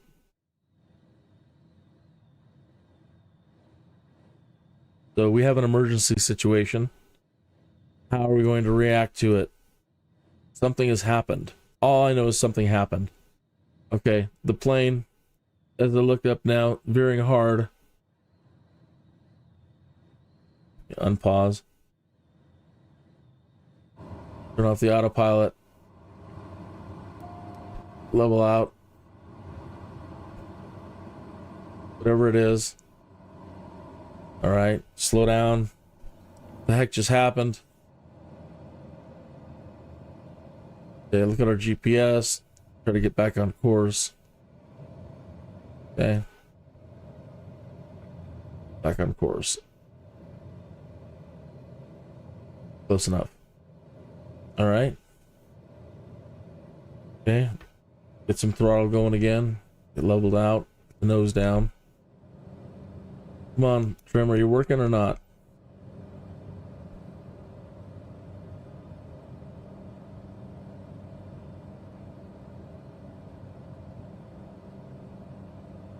It's like nose trim is not wanting to do its job forcefully enough.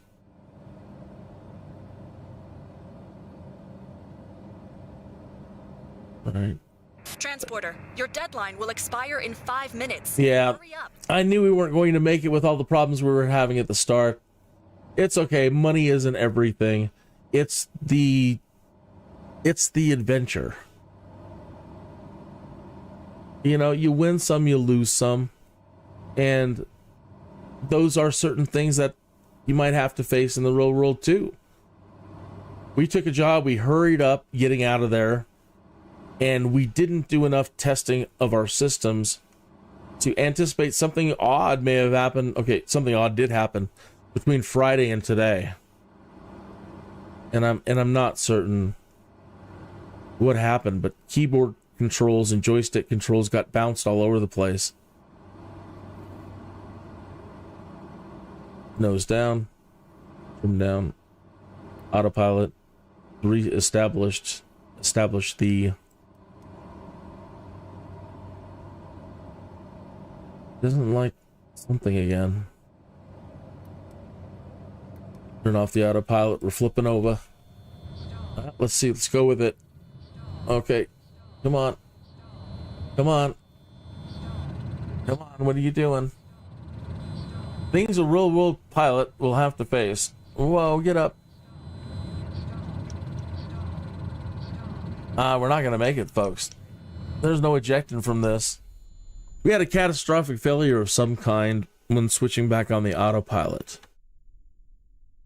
Switched it off, but we had already got into a spin, a stall spin. So I failed this emergency and I've killed us all.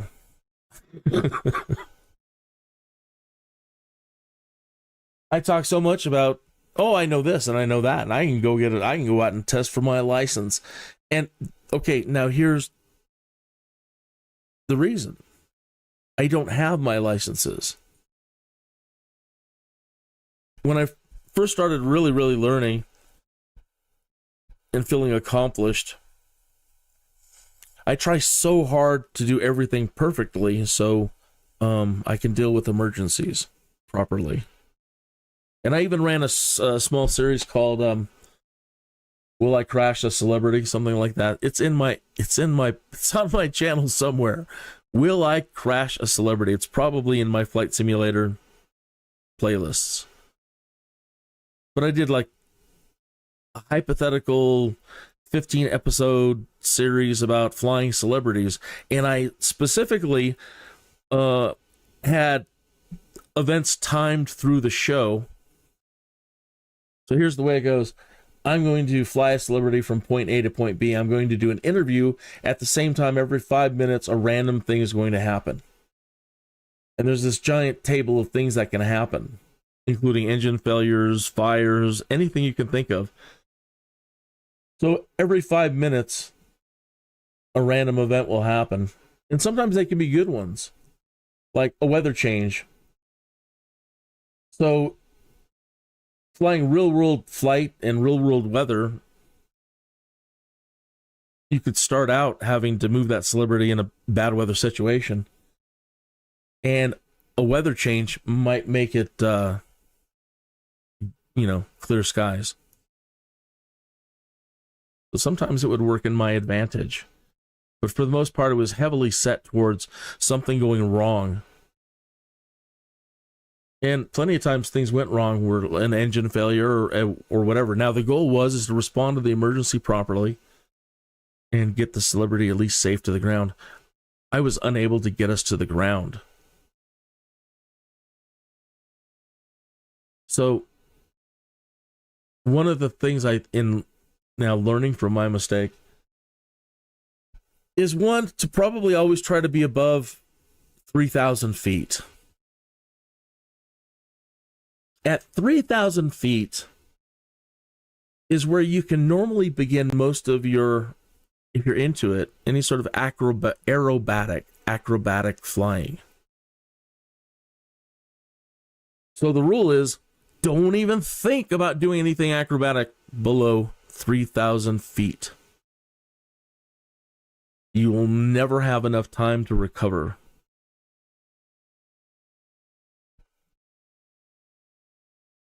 Bum, bum, bum, bum, bum, bum, bum.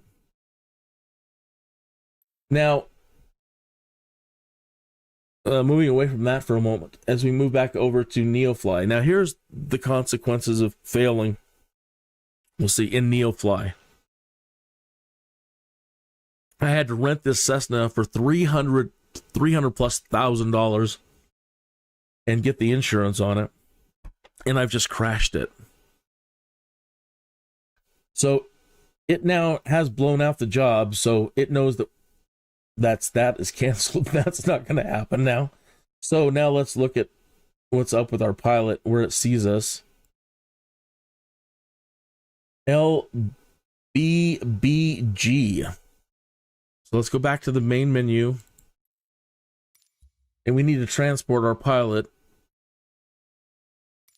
My corpse. You're like, who's this wee stuff? I wasn't on your plane. I was just watching. No, virtually you lost one too. Okay. Yeah, that's the danger of subscribing, watching one of my live streams. I can't wait in the future when I can bring you on board as an avatar in one of the seats. And my goal would be to have a party that fills an airliner, at least like an A320, something that small. Be nice to have a party. Have so many friends that you could fill seven, one of just whatever, the bigger ones. Okay. It says our corpse is at LBBG.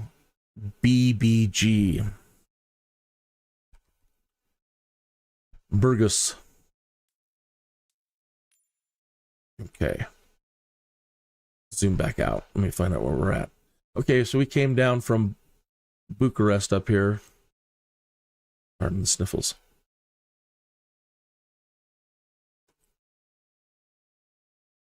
Okay, so we started up here. All right, well, at least they see our corpse all the way close to where we were. We were crossing this body of water right here when it happened. We were 5 minutes away from our destination, which we weren't going to make it. Okay.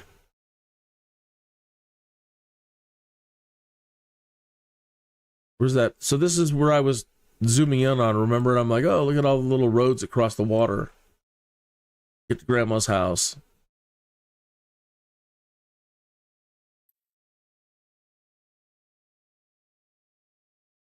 All right. I will start us some parking, but I'll show you the bug that I've been having. Also, I'm going to need to do a reload, and I just dread doing them because it takes forever.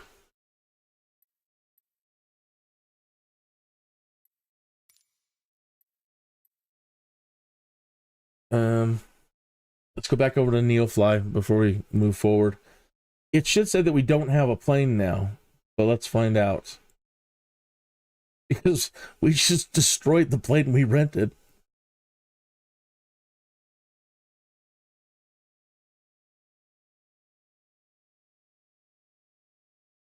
All right, we could do a freelance job, but we just get paid a fraction of what we can normally get.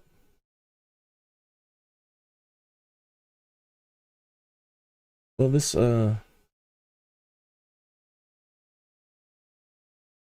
allows me to do something different.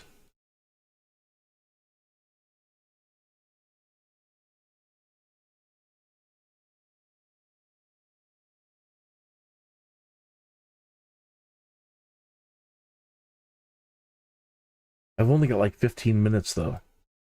3 o'clock. Today is somebody's birthday, and I would really like to go out with them. So I wanted to get us to Istanbul. not Constantinople.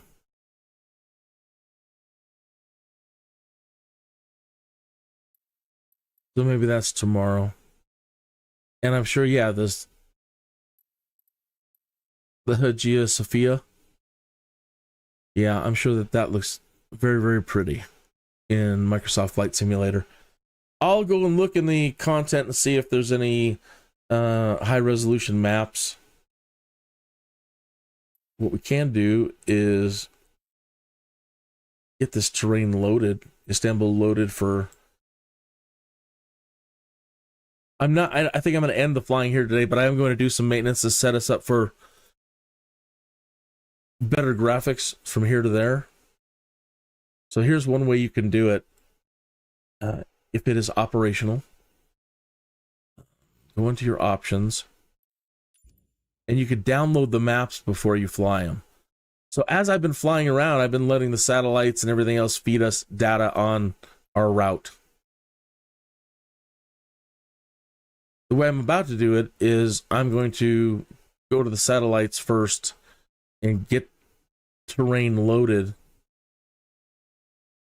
before we fly it. Okay, so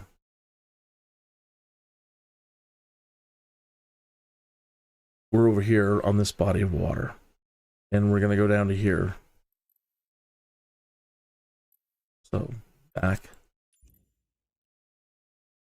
Options.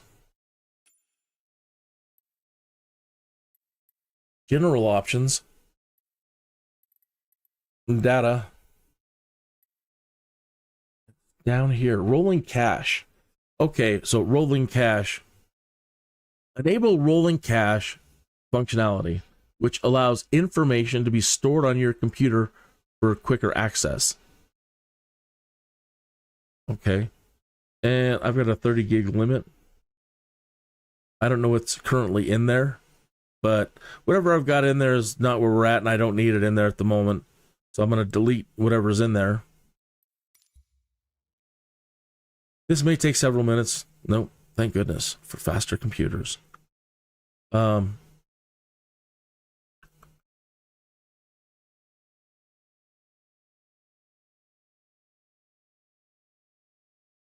You can set your path for it, but let's go into manual cache. Right? Yeah. Updating manual cache. Okay, so we are our corpse is at, again, at LBB what? Corpse at LBBG.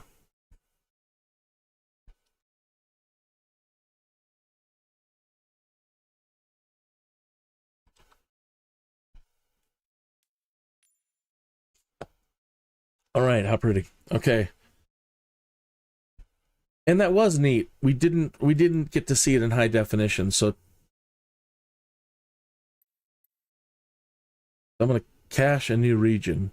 I want this lake because we're right next to it now, and when we take off, we have an opportunity to spin around it and see what it'll look like. Okay, so I've got my home town.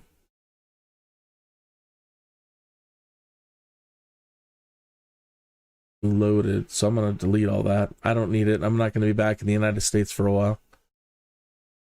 Okay, cache new region. So you get your grid, okay? Now, right now, the cache quality, as I highlight areas that I want, it's going to download them to the computer at medium resolution. So to get it to move to high, roll your mouse wheel or zoom down, however you can zoom, until you get smaller grids. The moment that it transitions to a smaller grid, watch, like that. Now you're in high. Okay. So I just, now I think you left click. Yeah. Right. Now, I don't want that stuff outside that. Be particular.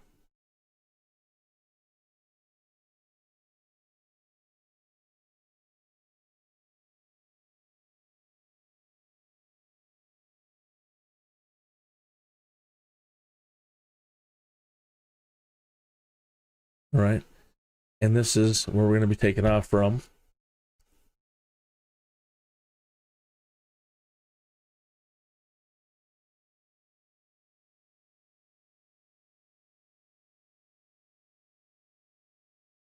All right.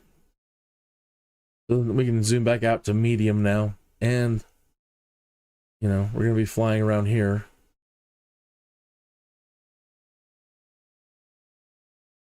We might want some high detail, I guess, along this area as we're traveling south.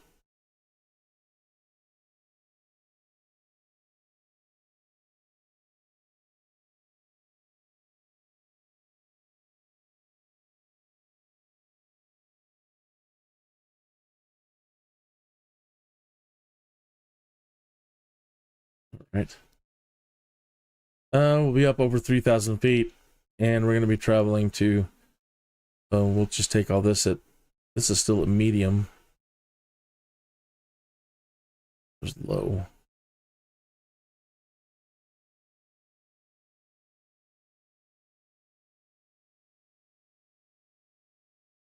Da, da, da, da.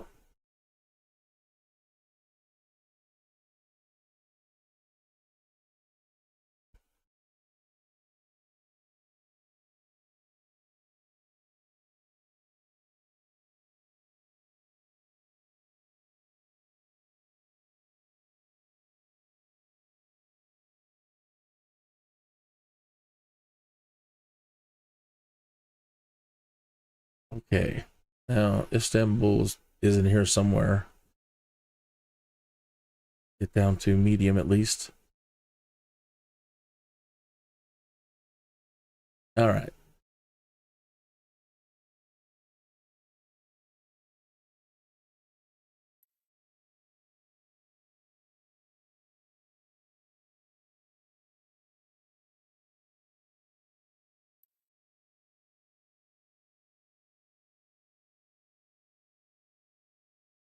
And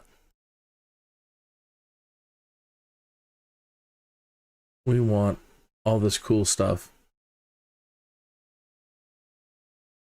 Man, you got to get in close.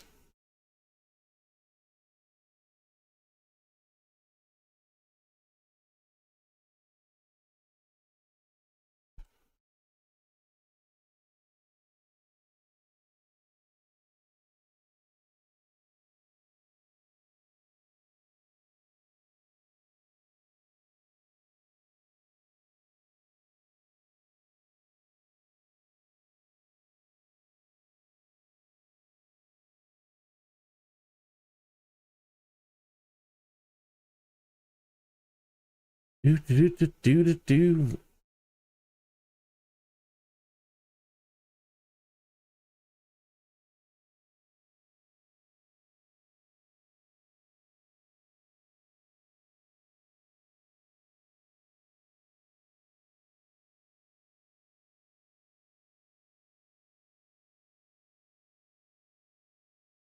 All right.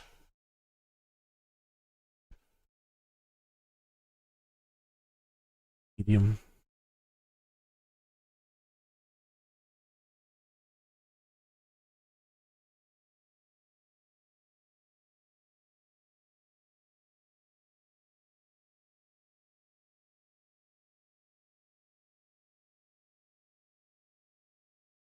Okay. Sorry. But now, set it for tomorrow. Or the next time we're in here, if we don't do DCS WORLD tomorrow. Oh, Henning said he's off tomorrow. So yeah, we'll be back here. All right. So, give it a name.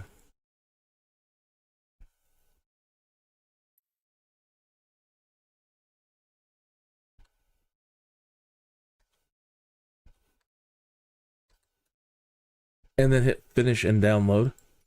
Okay, so now it's going to send all that data to my computer for tomorrow.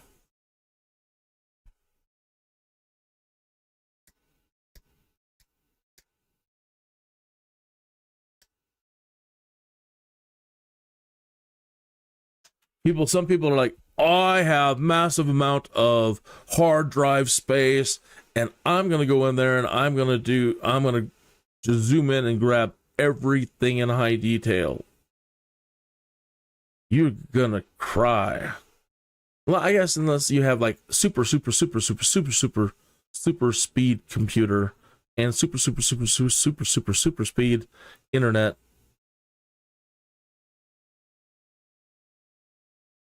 Because you saw actually what little I selected there. And we're at 5%. Okay, it's moving along. I tried keeping it in my head. I tried doing a minimalist approach and just highlighted, I think, the coolest things. And I made the mistake of trying to do whole countries. I tried to do everything around Rome for a flight. And I think I just went crazy, and I'm like, well, I might fly here, and I might fly here, and I might fly there. So I just started high-resing all of Italy. I think my computer was locked up for, I want to say a minimum of 4 hours. I want to say that it was so traumatic that I blocked out most of it, probably like in the 24-hour region.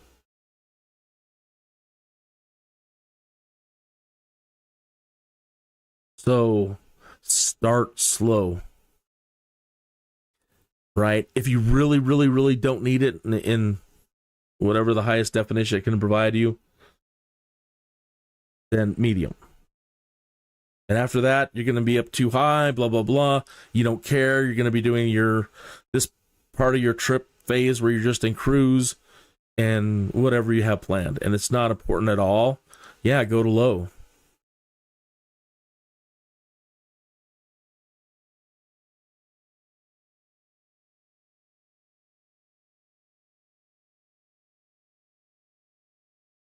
I have to say now, reflecting on doing this, that I should probably have done this for the last 134 shows.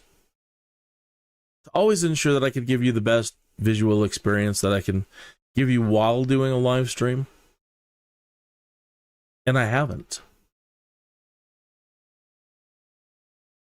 It was unintentional, non-malicious.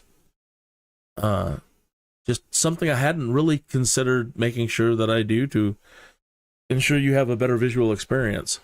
And so yeah, a couple of quick mental lashes for silliness and stupidity.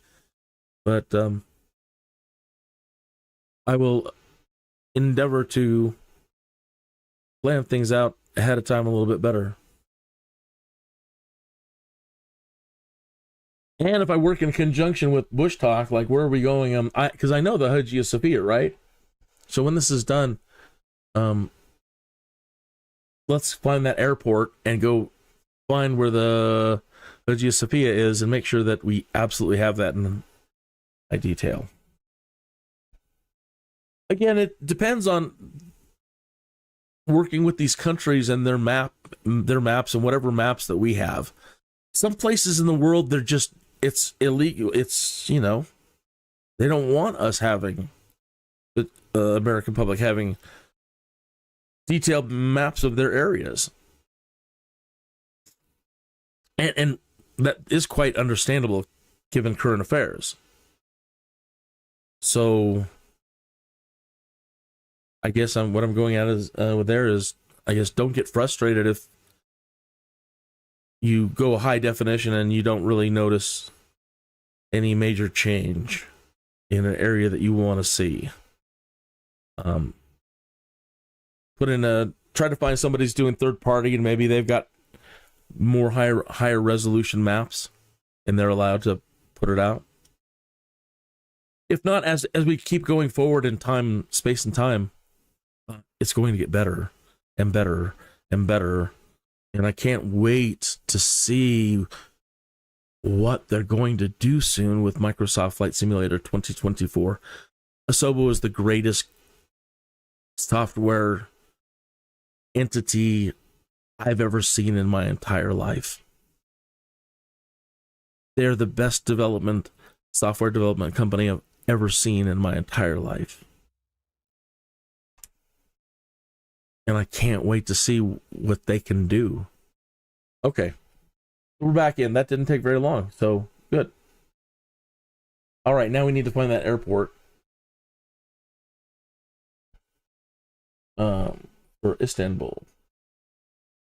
Do.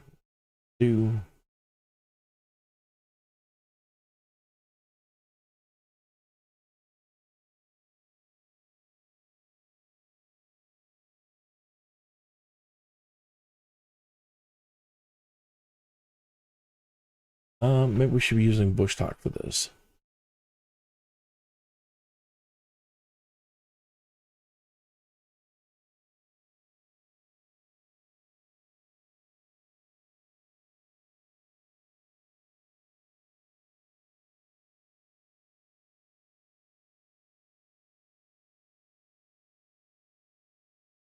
I've lost my triangle because I'm not there.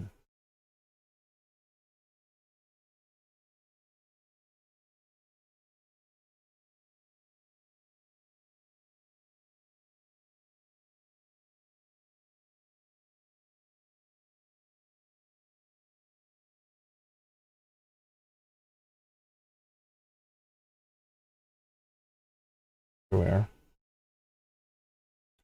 Okay.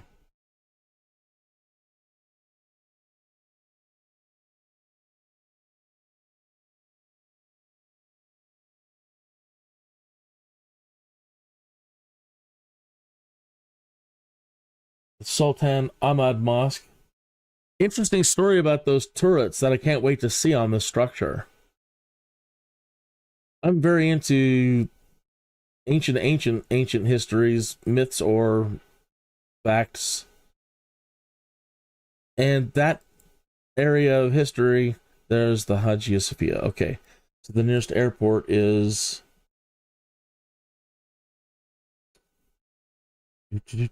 close. You'd think there'd be one right there.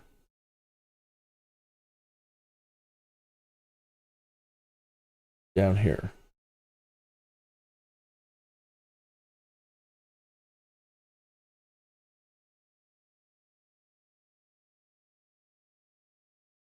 Normally you can get a read on it.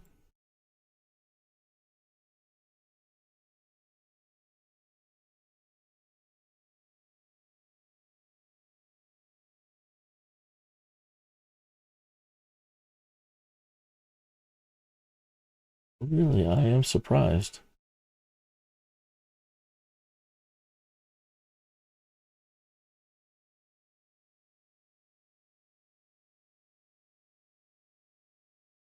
All right. Well, we'll try to find it this way. Ataturk.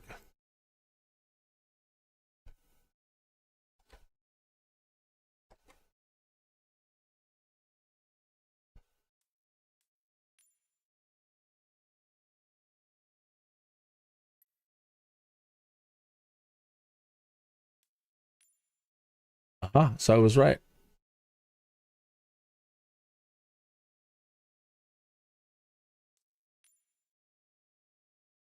Okay.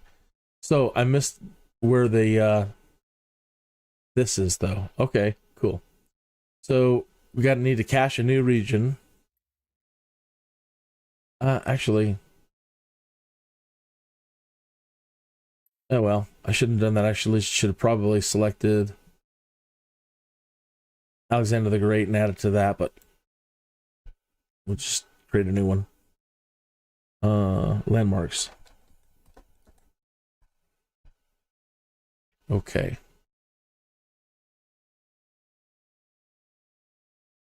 So going back to here, from the airport, they are located on this promontory. Is that the right term for this? Or is it isthmus? So from the airport, straight over to the Promistus.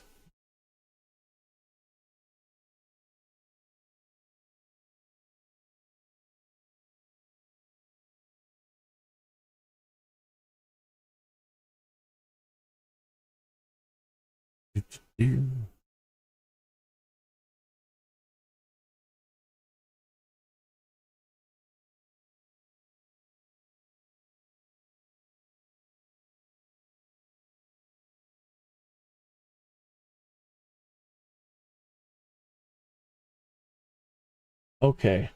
So then what's over here? A city. St. George's Cathedral. Okay, so we follow the curve around here. There's a bridge there. And so it's got to be in this area here.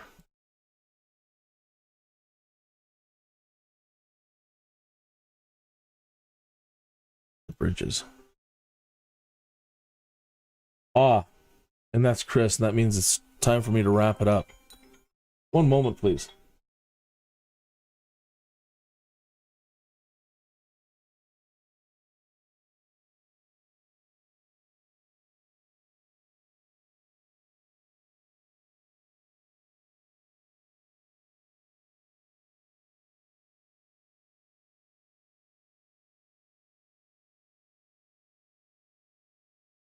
Okay.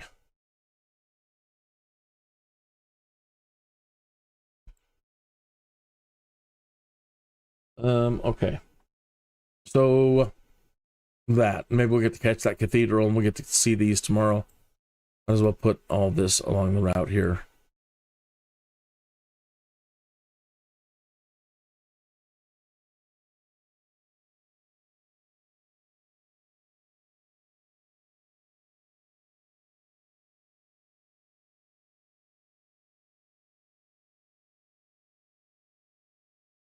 Okay.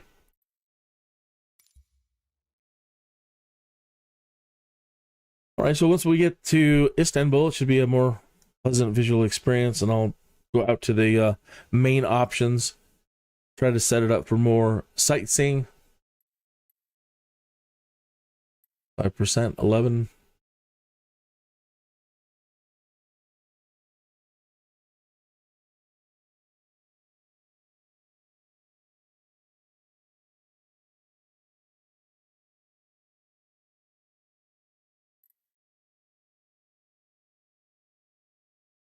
%. Okay, I better wrap it up there then. Like I said, somebody's birthday today, and I need to attend to that after this with haste.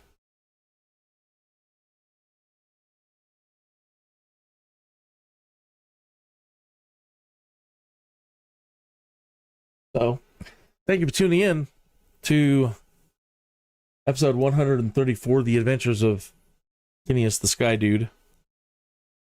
And we made it from Bucharest, but we died.